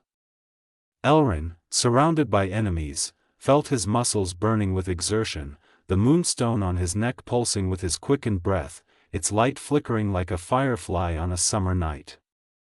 But he wouldn't yield. This place was his home, and home wasn't abandoned, even if its foundations burned. Suddenly, from the depths of the mines, came hoarse battle cries that echoed like thunder through the mountains. The dwarves, who had been working underground moments ago, now charged in full armor, their axes and hammers gleaming in the torchlight, reflecting bloody hues. Their beards, usually neatly combed, were now tangled and dust-covered, their eyes burning with unquenchable fury. Thorgar, his beard braided with sweat and dust, stood at the head of the group. His voice boomed like a hammer on an anvil, carrying across the settlement. For the settlement. For every stone our fathers carved with their own hands. Frida, her braids flying like banners in the wind, weaved between enemies with a dancer's grace, her daggers leaving bloody marks on all who dared stand in her way. Every cut was as precise as a clockmaker's movement, her eyes cold and focused. Grimly laughed darkly as his axe split a mercenary's shield, splinters of wood and metal scattering like hail. His laughter was deep and wild, like a bear's growl in a cave. Aelrin seized the moment. His hands blazed with golden light, enveloping the wounded Durin, sealing the deep gash on his shoulder. At the same time, violet streaks of shadow coiled around the enemy's legs, slowing their movements like invisible shackles, their shape resembling writhing snakes. From the distance came another sound, the steady march of heavy boots and clanking armor. The city guards had finally decided to help, though their captain still watched with cold calculation in his eyes, like a gambler at a high-stakes table. "Hold formation," the Black Trade Order's leader snarled, but his voice carried a note of doubt, as if realizing for the first time he might lose. The settlement was no longer easy prey. Every stone, every house had become a fortress, and its defenders, more determined than ever, their eyes burning with a fire that knew no mercy. Aelrin looked toward the mines, where Gundren led another group of dwarves, their faces dust-covered but their eyes blazing with unquenchable fury. Their axes gleamed in the torchlight, and their voices joined in a song that echoed like the battles of old. "Let them come," Aelrin whispered, his voice quiet but hard as steel, ringing in the air like a sword's edge. "Let them try to drag us out." The war for Stonefire Settlement had only just begun. Chapter 1, Part 6, Bloody Dawn. The dawn over Stonefire Settlement resembled an open wound, the eastern sky bathed in a blood-red glow, stark against the black smoke rising from the burning homes. The stench of charred wood and heated metal mixed with the sickly smell of blood and the acidic tang of sweat, creating a suffocating aura of battle that clung to the nostrils like smoke from hellish forges. Aelrin leaned heavily on a shattered shield, feeling exhaustion gnawing at his bones like hungry worms. His dragon armor, usually light as a feather, now weighed on him like shackles, its scales dulled by dust and blood. His violet eyes, usually calm, now burned with a cold fire, tracking the remnants of the raiders retreating in panicked disarray, their black cloaks fluttering like raven wings. "They're running? Not this time." Grimly snarled, tightening his grip on his gore-smeared axe. His broad face twisted into a wild grin, baring teeth sharp as a wolf's. "Not running, retreating," Thorgar corrected, squinting toward the forest where the last raiders disappeared into the darkness.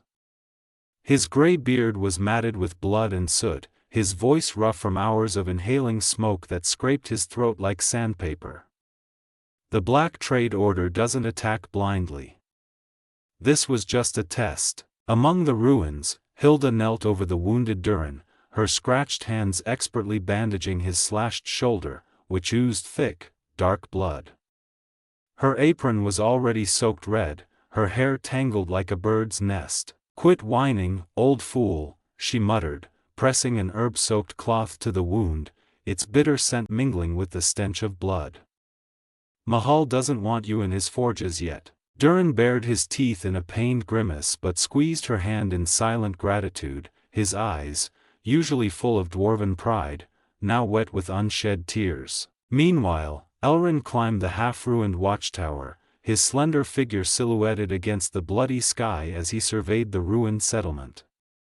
The sight tightened his throat like an iron band. Homes that had echoed with laughter and arguments just yesterday now speared the sky with pillars of fire, their beams cracking like bones in a giant's grip, smoke rising like the souls of the dead. Streets where children had played were now strewn with bodies, some in dwarven armor, others in the Black Order's cloaks, their faces frozen in eternal shock, eyes staring skyward as if seeking answers. The air trembled with the moans of the wounded, the creaking of aid wagons, and the ominous growl of flames still devouring generations of labor, their heat scorching his face even from this distance. Suddenly, the moonstone around his neck vibrated, sending an icy tingle down his spine, as if someone had dragged an icy dagger along it.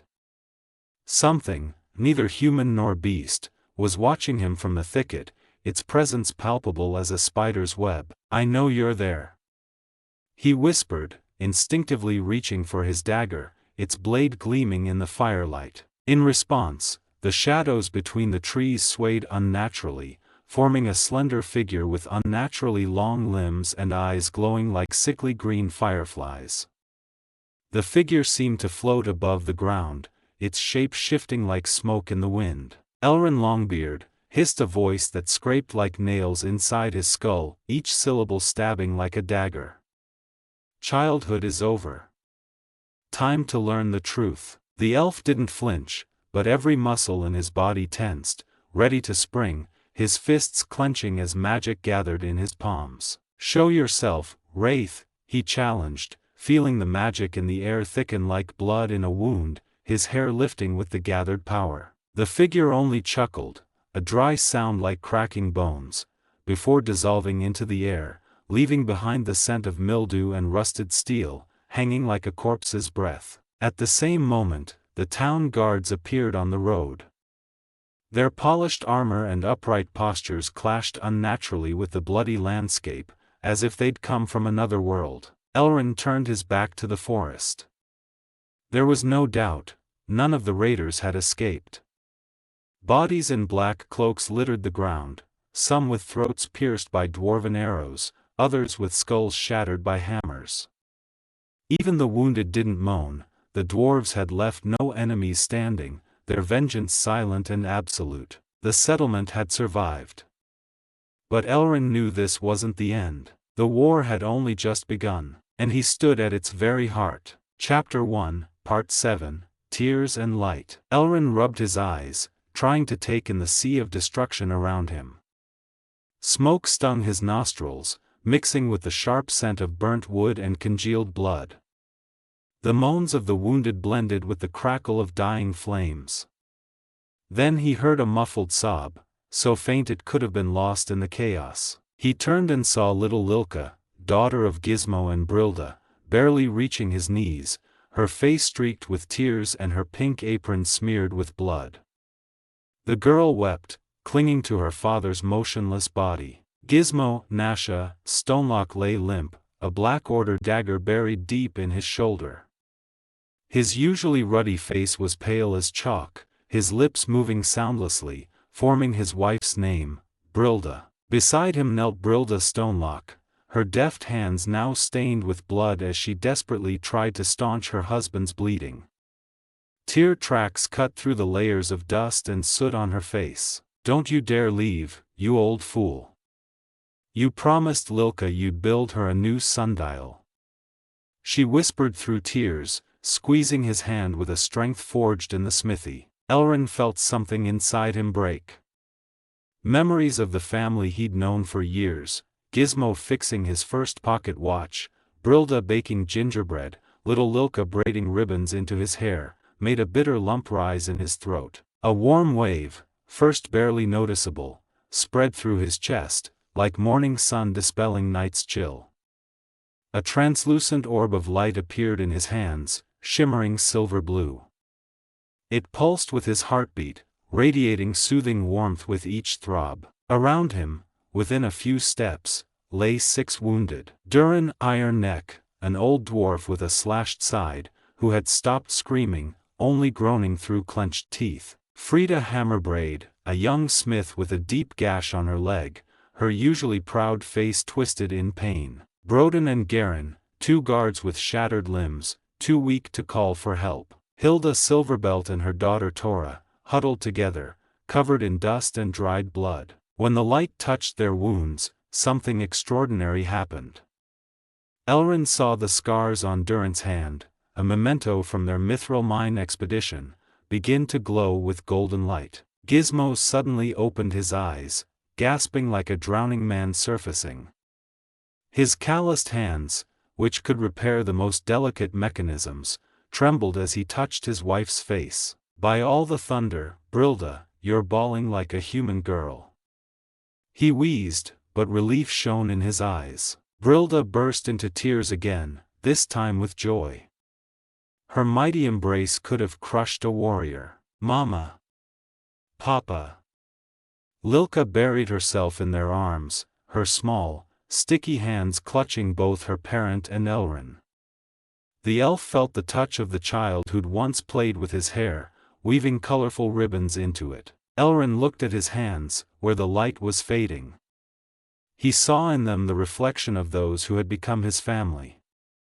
He felt dazed, as if his life had been drained, only to be refilled with something new. Durin propped himself up on an elbow, rubbing his eyes. By Moradin's beard, lad, since when can you do that? Frida, already on her feet, clapped him on the shoulder. Always knew those elven tricks would come in handy. Elrin smiled faintly, but a new fire kindled in his violet eyes. He knew one thing, this was only the beginning. His newfound power, just awakened, belonged to this place, to those who had become his family. Chapter 1, Part 8, Storm of Power. Elrin wiped his sweaty palm on his tattered cloak, staring at the fire consuming the settlement's wooden houses. Iron determination grew in his chest, he couldn't let another battle unfold among those he'd come to love. Suddenly, his violet eyes blazed with unearthly light.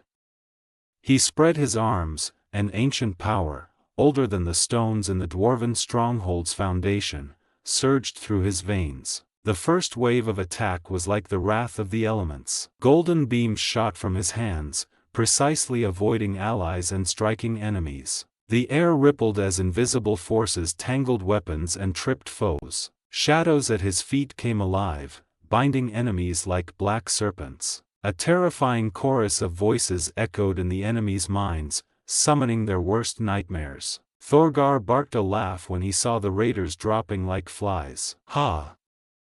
That'll give you something to think about, scum. Frida took advantage of the chaos, slipping between disoriented foes. Don't just stand there.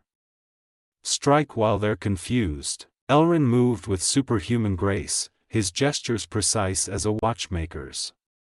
Every flick of his wrist sent a new wave of destructive energy. When the last raiders fled, Elrin leaned against a wall, feeling the first signs of exhaustion. Though he hadn't spoken incantations, this power still drained his life. He looked toward the forest, where a new threat lurked. This is only the first wave, he murmured, realizing they had to draw the fight away from homes, far from the innocent. In the reflection of the flames, his eyes burned with resolve. He wouldn't let more lives be consumed by this fire. Chapter 1, Part 10, The Last Bastion. Elrin sucked in a breath of hot, smoke-laden air, tasting the metallic tang of blood. His bloodied hands trembled not from exhaustion but from inner tension, a mix of fury and unease. Ahead, through waves of heat, the mountain troll roared, shaking the stones beneath their feet, its breath reeking of decay. Thorgar spat yellow-tinged blood, his calloused hands tightening on his rune-carved axe. "Well, lad," he growled, his weary voice carrying a note of admiration. "Looks like we've finally got a worthy opponent." Frida dragged her thumb along her dagger's edge, nicking her skin. "Don't charge in alone, you old fool," she muttered, her tired eyes flashing with determination. Aelrin exhaled sharply, feeling that strange power building in his veins. The moonstone pinned to his torn shirt pulsed with his heartbeat, and in his mind, a choir of voices older than the world whispered, "You're no mere adopted child of this settlement. You carry power that made empires tremble." The first move belonged to the monster. The troll charged like an avalanche, its metal-capped hammer carving a deadly arc. Aelrin reacted with speed that surprised even himself. His bloodied hands blazed with golden light, forming a translucent shield. When the hammer struck, the magical explosion sent everyone sprawling. Shadows came alive, coiling around the troll's legs like black serpents. In its mind, a terrifying song filled it with animalistic fear. Gizmo seized the moment, aiming his bizarre contraption at the beast's face. "Take this, you green brute," he shrieked, pulling the trigger. A volley of glowing projectiles embedded themselves in the troll's eyes, eliciting a screech. Hilda yanked a cork from a bottle and hurled it with practiced ease. The flaming liquid splashed over the troll's back, eating into its hide. The troll shrieked horribly, its movements growing clumsy. The Order's mages had lost control. Aelrin seized the moment. His violet eyes blazed with light, blinding everyone around. Golden and violet streaks of power struck the beast's chest. The troll froze, its eyes bulging, then collapsed with a thunderous crash. The silence that followed was thicker than smoke. Even the Order's soldiers stood stunned. Aelrin dropped to his knees, feeling the last dregs of energy leave him. But his eyes still burned with resolve. Thorgar approached, laying a heavy hand on his shoulder. "Well, lad," he said, his voice carrying respect. "Seems we've got a chance." Frida smirked wryly, jerking her chin toward the forest. "Don't celebrate yet. Look." Aelrin lifted his heavy head. Deep in the forest, dozens of torches flickered, fresh Order forces. The moonstone pulsed weakly but steadily. The war had only just begun, and Aelrin knew he'd pay any price for those who'd become his family. Chapter 2, Shadow of the Past. Dawn over the Stonefire settlement was like an open wound. The eastern sky bled a crimson glow, sharply contrasting with the black smoke rising from the ruins. The thick scent of burnt wood mingled with the sweet stench of blood and the acidic tang of sweat, creating a suffocating aura that clawed at the nostrils like fumes from hellish forges. In the distance, the crackling of burning beams and the muffled groans of the wounded formed a grim symphony of the morning after battle. Aelrin leaned heavily against a shattered dwarven shield, feeling exhaustion gnawing at his muscles like hungry worms. His draconic armor, its ruby scales usually light as a feather, now weighed him down like shackles, its surface dulled by layers of dust, soot, and dried gore. His violet eyes, typically calm with elven serenity, now burned with a cold fire as he watched the remnants of the attackers retreat in disarray, stumbling over the bodies of their fallen. Their black cloaks fluttered like the wings of defeated crows, and the sound of their flight mixed with the crunch of broken branches beneath their boots. Running away? Not this time. Grimly snarled, tightening his bloodied grip on his axe, its blade jagged from countless blows. His broad face twisted into a feral, almost animalistic grin, revealing teeth as sharp as a mountain wolf's, glistening with saliva mixed with blood. Thorgar wiped his sweaty palm on his beard, leaving a red streak in the gray hair before replying, "This isn't a retreat, it's a tactical withdrawal." His voice was rough, like stone dragged over iron, his blue eyes narrowed to slits. "The Order doesn't charge blindly like a pack of goblins. This was just a test. They were gauging our strength." Among the ruins, Hilda knelt in a pool of blood, her usually deft hands trembling slightly as she tended to a deep gash across Durrant's arm. Her apron, normally pristine as befitting a dwarven homemaker, was now soaked in dark, sticky blood, and her braids were as tangled as a bird's nest after an attack. "Quit whining, old smith," she muttered, pressing a herb-soaked cloth to the wound, its bitter aroma mingling with the smell of blood. "Mahal doesn't want you in his forges just yet." "Who'd fix my pots then?" Durin bared his teeth in what was meant to be a smile but looked more like the snarl of a boar cornered by hounds. Yet he squeezed her hand in silent gratitude, and in his usually defiant eyes, Elrin saw something rare, a glimmer of helplessness. The moonstone around Elrin's neck suddenly vibrated, sending an icy tingle down his spine. The shadows between the trees swayed unnaturally, forming a slender figure with eyes glowing like rotten green fireflies. The figure seemed to hover above the ground, its shape shifting like smoke in the wind. "Aelrin Longbeard," a voice hissed, scratching like nails against the inside of his skull, each syllable stabbing like a dagger into his brain. "Childhood is over. Time to learn the truth about your blood." Elrin didn't flinch, but every muscle in his body tensed like a bowstring. Golden and violet streaks of energy swirled around his hands, pulsing to the rhythm of his quickened heartbeat. "Show yourself, Spectre," he challenged, feeling the magic in the air thicken like blood in a wound. His hair lifted slightly, as if caught in an invisible current. The figure only chuckled, a dry sound like the snapping of bones, before dissolving into the air, leaving behind the stench of mildew and rusted metal, hanging like a corpse's breath. At that moment, guards from a nearby town appeared on the road. Their polished armor and upright postures clashed grotesquely with the bloodied landscape, like actors thrust into the middle of a tragedy. Elrin turned his back to the forest, his hands still trembling with pent-up energy. There was no doubt now, the war had only just begun, and he stood at its very center, between two worlds he could never reconcile. Chapter 2, Part 1, Tears and Light. Dawn over the Stonefire settlement was like an open wound, the eastern sky bled crimson, stark against the black smoke rising from the ruins. The thick aroma of burnt wood mixed with the sweet stench of blood and the acidic tang of sweat, forming a suffocating haze that clung to the nostrils like fumes from hellish forges.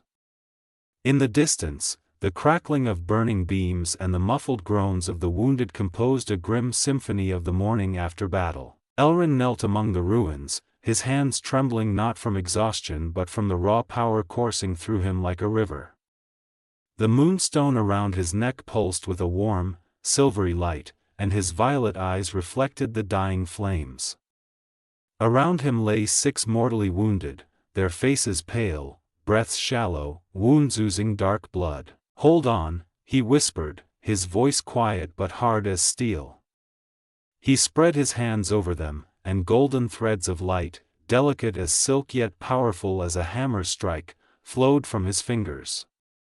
The light enveloped the wounded, sealing torn flesh and soothing pain. Lilka, daughter of Gizmo and Brilda, clung to her father, who had just opened his eyes, gasping like a drowning man surfacing. Her small, blood-stained hands gripped both her parent and Elrin. The elf felt the touch of the child who usually played with his hair, weaving colorful ribbons into it. "Thank you," Brilda rasped, her voice hoarse from screaming, her eyes wet with unshed tears. Elrin nodded but didn't reply. He felt the energy leaving him, as if life itself were being drained. He leaned against a broken shield, drawing a deep breath. He knew this was only the beginning. After resting, his strength returning like the tide, Elrin gathered his companions. "This time, I'm going to them," he declared, his voice calm, though his violet eyes burned with cold fire. "I won't give them another chance to return. I'll find their ship, whether it sails or flies, and destroy it. If they use teleportation, I'll find a way to stop that too." Thorgar raised a brow, his gray beard trembling slightly. "Alone?" That's madness, lad. I'm not the same elf who left here, Aelrin replied, touching the moonstone around his neck. He studied it for a moment, his gaze hardening. And if this stone is how they found me, I'll destroy it. Frida fell silent, her fingers tightening around her knife's hilt. She knew there was no point in stopping him. The war had only just begun, and Aelrin intended to bring it to their doorstep. Chapter 2, Part 2, The Hunter Becomes the Prey. Evening fell over the Stonefire settlement, stretching long violet shadows across the ruins. A cold wind carried the scent of ash and bitter medicinal herbs as Hilda tended to the last of the wounded. Aelrin stood atop the stone wall, staring into the darkening horizon. His draconic armor, usually gleaming ruby, now seemed dull, absorbing light rather than reflecting it. Not even giving yourself a day? Gundren approached, leaning heavily on his hammer. His voice was hoarse from smoke, his gray beard tangled and bloodied. Aelrin didn't turn. His fingers traced the moonstone, still pulsing faintly, as if it had its own heartbeat. A day is too long. They'll regroup by then. Gundren snorted, but his eyes held no usual mockery, only deep unease. You know we'd go with you. Finally, Aelrin turned. His violet eyes glowed faintly in the twilight. Not this time. This isn't a battle for a crowd. This is a hunt. The forest beyond the settlement was dense and full of whispers. Branches crunched under Aelrin's feet, but he moved so quietly even night birds didn't stop singing. His senses were sharpened to their limits. He heard distant water, smelled damp moss, and something else. Metal. Burnt powder. Tracks. He crouched, touching the ground. Heavy boot prints, too orderly for animals, were pressed into the soft earth. A few steps away lay the stub of a magical torch, still smoldering with a strange greenish ooze. The order. The stone around his neck suddenly pulsed, sending a sharp pain through his chest. Aelrin held his breath. Are you betraying me? He drew a dagger and pressed its edge against the stone's surface. A crack? No. But as soon as metal touched it, a faint metallic screech echoed, as if something, somewhere, had just awoken. Suddenly, the forest fell silent. Aelrin froze. Even the wind stopped rustling the leaves. In that silence, he heard something that turned his blood to ice, a quiet, rhythmic clicking. Horse hooves. No, it was the sound of machinery. Before he could react, a figure darted between the trees, tall, slender, moving with unnatural fluidity. Its eyes glowed in the dark like two green flames. Aelrin Longbeard, the voice was like claws on glass. Did you think you could escape your legacy? Aelrin didn't answer. His hand was already ablaze with golden light, ready to strike. But at that moment, the moonstone shrieked, and more figures emerged from the shadows, each clad in identical black order cloaks. A trap. He smiled inwardly. Finally, something fun. Chapter 2, Part 3, The Hunter Becomes the Prey. Morning mist coiled between the trees like a living thing, its slimy tendrils wrapping around trunks and seeping into every fold of clothing. Aelrin moved with a hunter's wary step, his feet silent on moss and rotting leaves. The moonstone around his neck pulsed irregularly, like the heartbeat of a wounded animal. The first trail led him to the edge of Black Creek, boot prints with metal studs, typical of northern mercenaries. Nearby lay another spent magical torch, its rusted casing still warm. Not even trying to hide, Aelrin muttered, gripping his dagger. Suddenly, the stone flared violently, and his violet eyes widened as three figures emerged from the mist. These were no ordinary soldiers. The first had a face covered in silver tattoos that shimmered like snake scales. The second wore a cloak woven from shadows, absorbing light. The third cast no shadow at all. Aelrin Longbeard, a voice boomed from behind. The elf spun to see a fourth assailant, a giant in black iron armor, its helmet lacking eye or mouth slits. The battle erupted in an instant. The silver-tattooed mage hurled a spell, and the air solidified into ice blades. The shadow man vanished, attacking from behind. The shadowless one drew two daggers glowing venomous green. The giant charged like a battering ram, his armor clanging like a funeral bell. Elrin backflipped, raising a golden energy shield that absorbed the ice barrage. His own shadow detached, forming a doppelganger that lunged at the shadow man. Surprised? He growled as his shadow double buried a dagger in the enemy's throat. Black blood sprayed onto tree bark, leaving sizzling marks. The shadowless one flanked him, poisoned daggers striking like vipers. Elrin dodged the first, but the second grazed his arm.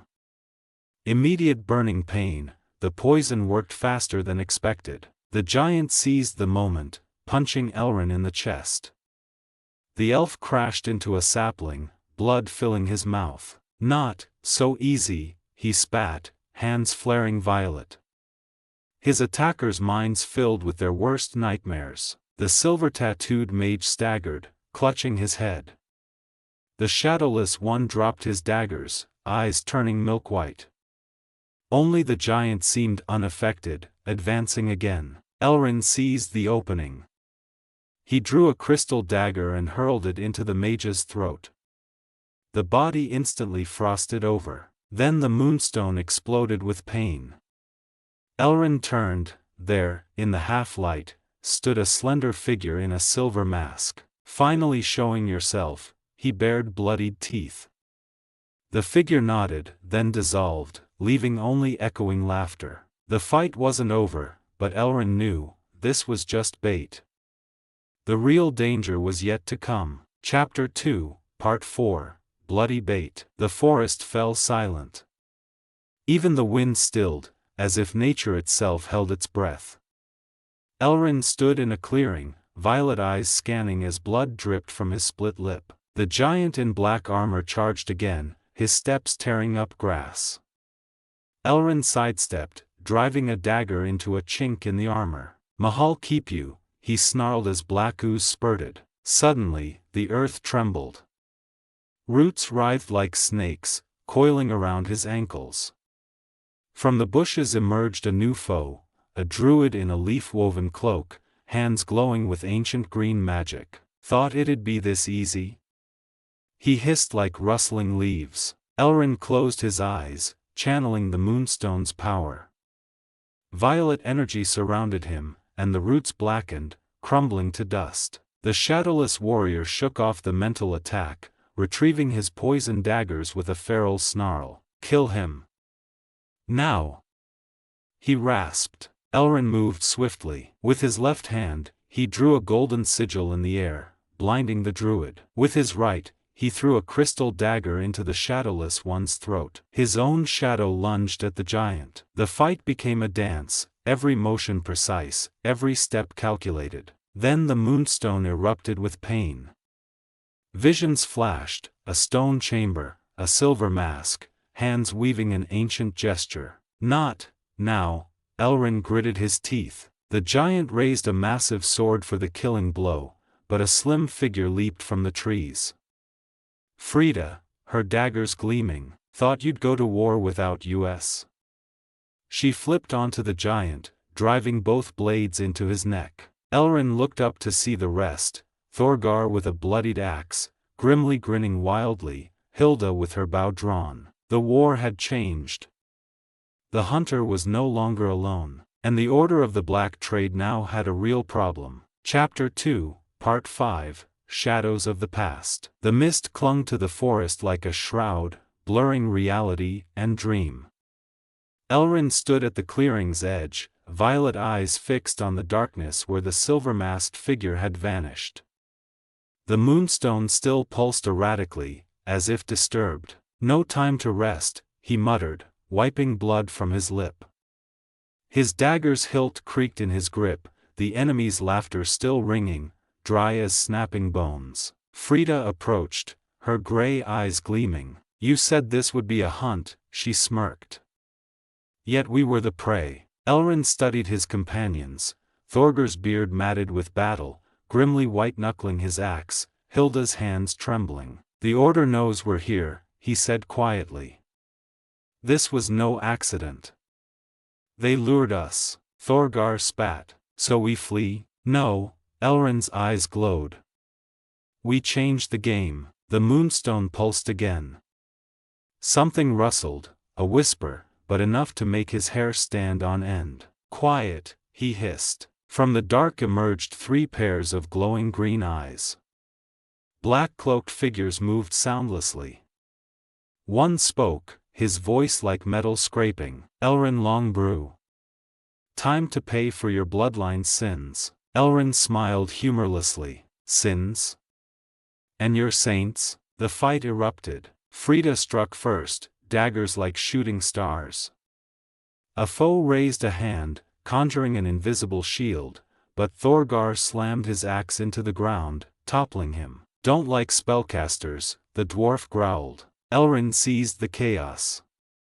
Violet energy bound one attacker as his own shadows betrayed him. Fight with shadows, and they'll turn on you, Elrin taunted. The third foe summoned icy blades. You'll die like your father, he whispered hatefully. Elrin froze. The words cut deep. But his eyes burned colder. My father? His voice turned deadly quiet. So it was you. The moonstone blazed. Elrin vanished, reappearing to drive his dagger into the enemy's throat. Tell him I remember, he whispered as life faded from the foe's eyes. Silence. Only heavy breaths broke it. Elrin met Frida's gaze. This isn't over, she said uneasily. I know, he replied. It's only begun. In the distance, a horn sounded, deep, grim, like an approaching storm. Elrin clenched his fists. The war wasn't just coming, it was here, and he would stand in its way. Chapter 2, Part 6, Bloody Dawn. The forest around them now seemed like a living, breathing entity. Every tree, every bush could hide new danger. Elrin stood in the middle of the clearing, his dragon armor, usually gleaming with a ruby sheen, now dulled with dust and blood, as if absorbing the last rays of the setting moon. The moonstone around his neck pulsed irregularly, as if reacting to an unseen threat. That wasn't the last of them, Frida whispered, her fingers nervously tracing the hilts of her daggers. Did you hear that horn? It's a signal. Thorgar spat on the ground, his gray beard trembling slightly as he shook his head. Mahal, take them. These aren't ordinary mercenaries. Someone sent their elite. Grimly, who usually cracked jokes even in the worst of times, now stood silent. His hands, usually steady on his axe, clenched and unclenched as if wrestling with invisible tension. Something's wrong with this place, he muttered at last, his voice oddly muffled. The air, it reeks of magic. Elrin nodded. He felt it too, a thick, suffocating aura that seemed to press into his lungs with every breath. Not magic. Something older, he replied, his violet eyes scanning the tree bark where faintly glowing runes had begun to emit a sickly green light. This place is marked. Suddenly, the ground beneath them trembled. A deep, guttural growl echoed from the forest, as if a sleeping giant were awakening. The branches of the trees shook, and leaves rained down, blackening and crumbling to dust midair. To arms, roared Thorgar, his axe already flashing in readiness. From the shadows emerged 3 monstrous figures, creatures with bodies of twisted roots and eyes burning like embers. Their long, clawed hands dragged along the ground, leaving smoldering trails behind them. Forest wraiths. Hilda took a step back, her bow trembling in her hands. These aren't ordinary beasts. They're guardians. Elrin didn't wait.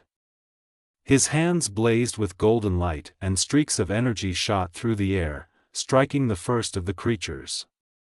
The monster howled but did not fall. Instead, its body began to regenerate, the tangled roots writhing like living things to seal the wound. Fire.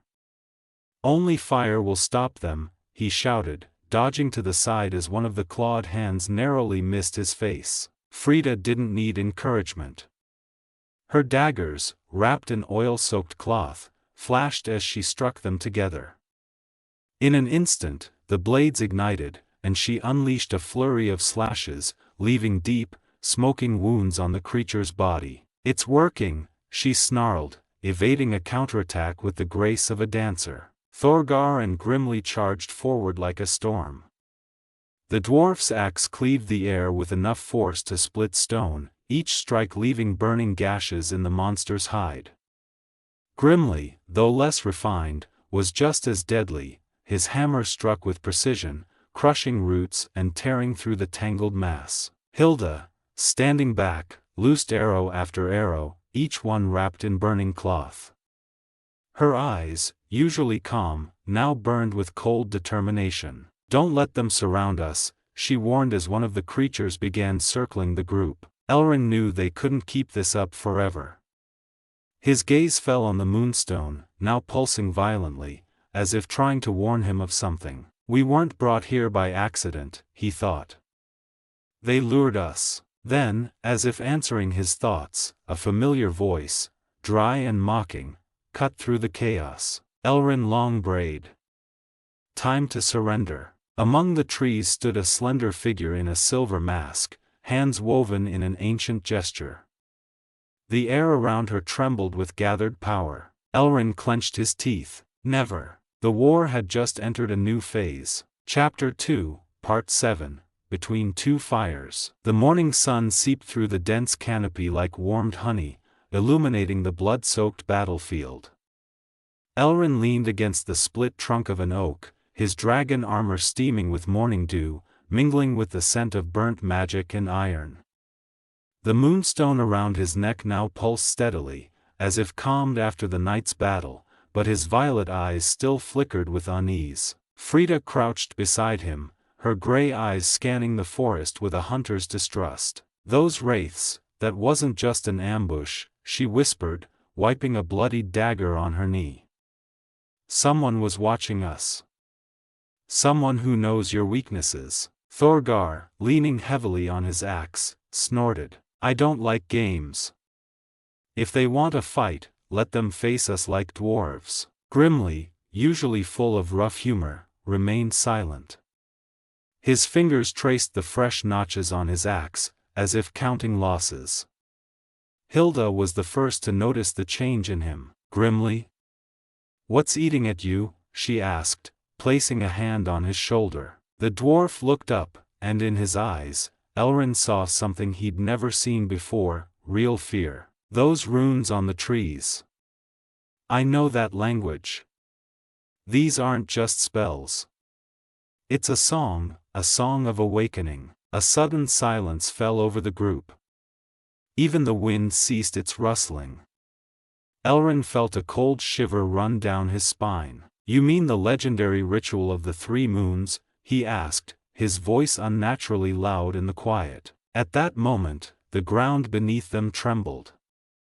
From the forest came a long, piercing scream, neither human nor animal, but something in between. The air thickened, as if before a storm, and in the sky, 3 pale moons appeared, visible despite the daylight. Hilda was the first to react. "To arms! This isn't over." From the thicket emerged new figures, not forest wraiths, but men in silver robes, their faces hidden behind white metal masks. They moved slowly, in perfect formation, their feet leaving no trace on the ground. At their center walked the tallest of them, carrying a strange artifact, a crystal skull glowing with green light. Aelrin instinctively gripped the moonstone. It pulsed in sync with the skull's glow, as if they were communicating. "Children of the moon," he whispered, his fingers tightening around his sword hilt. "I knew you were behind this." The cult's leader raised a hand, his voice ringing like a funeral bell. "Aelrin Longbeard. Give us the stone, and we will let your friends leave." Frida let out a dry laugh. "Generous offers always stink of traps." The battle erupted without warning, like fire in dry grass.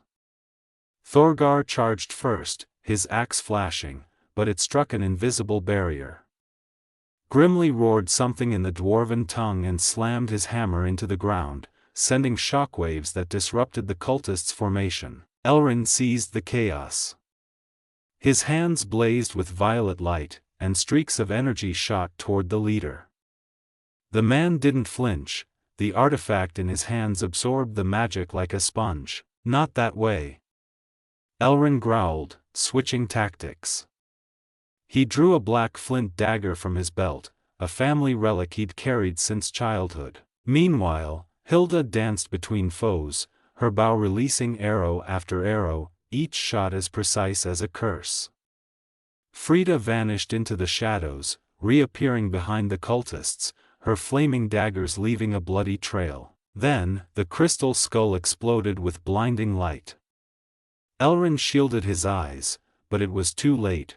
The world lurched, colors bled together, and sounds became muffled, as if they were fighting underwater. When his vision cleared, he saw a nightmare. The forest around them had died in an instant, trees blackened and crumbled, grass turned to ash. And before them stood a new threat. 3 figures in gleaming armor, their helmets adorned with symbols of vanishing stars. Each carried a weapon of meteoric iron, pulsing with blue light. The tallest of them removed his helm, revealing a face that was a mirror of Aelrin's, the same sharp features, the same violet eyes, only older, scarred. "Welcome, brother," he said, his voice like the crackle of ice. "Time to come home." Aelrin felt his blood turn to ice. He knew that face, from stories, from nightmares, from forbidden records. "Alathor." He whispered. "You're dead. You died at..." The man smiled sadly. "The Battle of the Black Sun?" "No, brother. I only changed.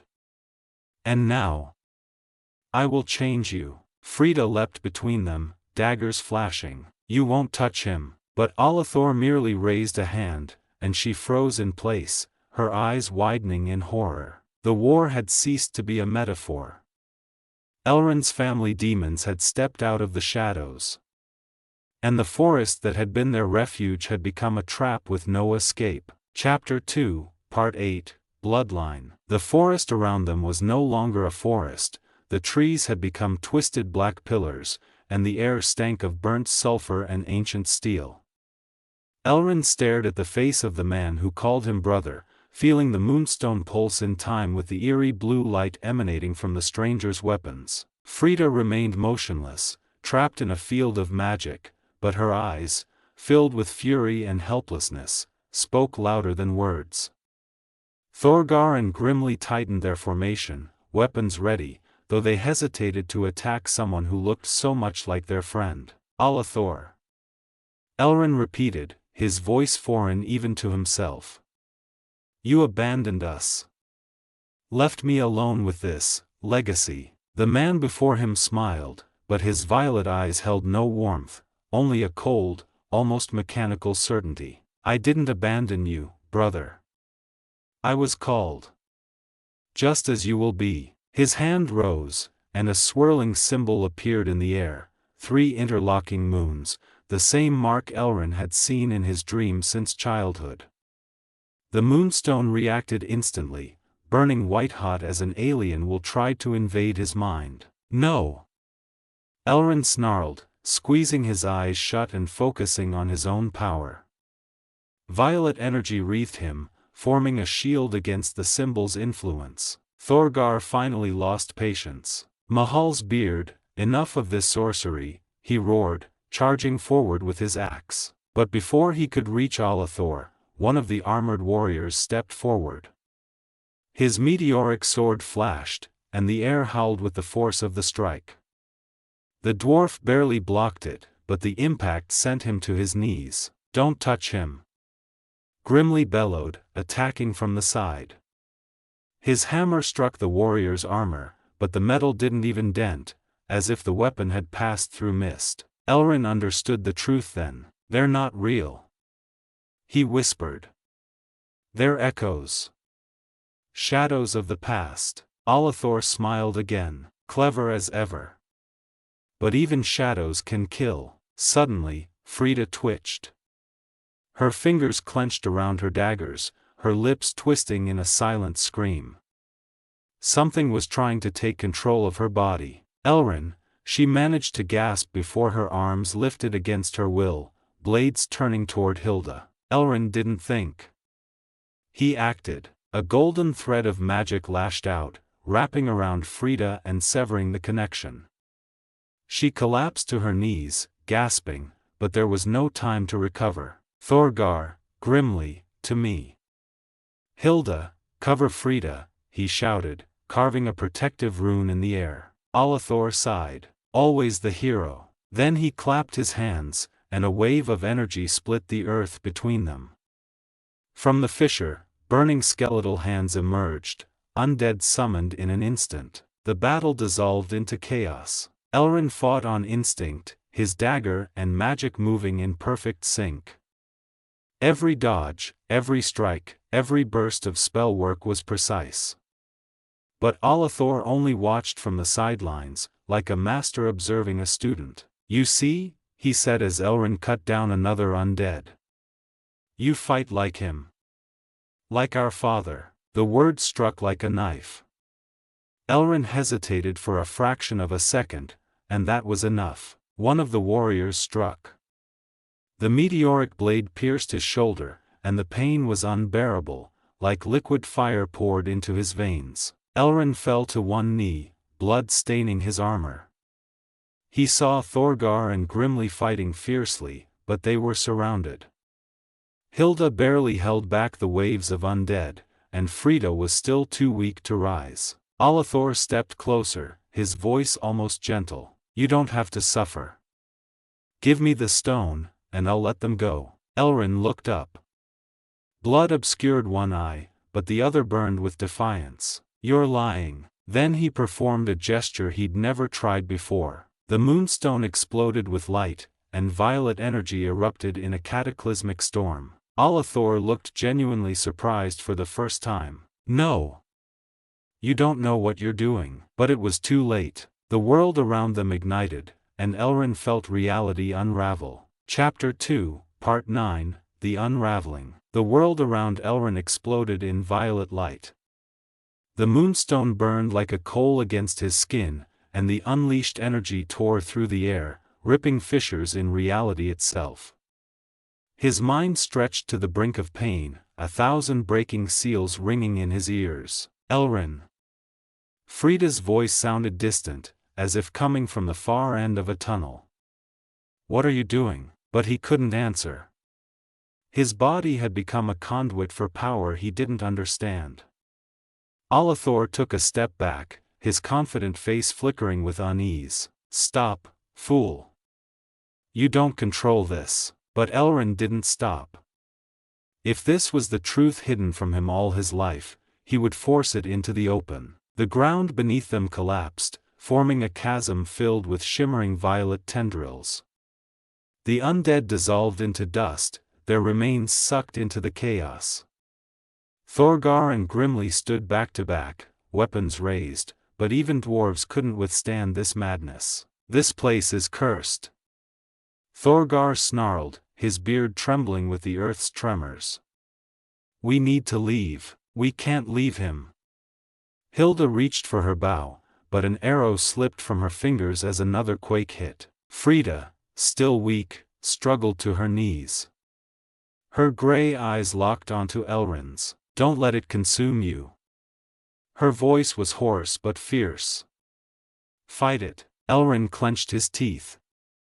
The moonstone's power clawed at his mind, dragging him into memories not his own, bloody battles he'd only seen in dreams, distorted faces of elves with violet eyes, screams that filled the chamber with physical pain, blood running down invisible glass, and then, a child. A small boy in a torn nightshirt, standing before a burning estate, his violet eyes wide not with fear, but disbelief, as if the world had just broken a promise. That's me.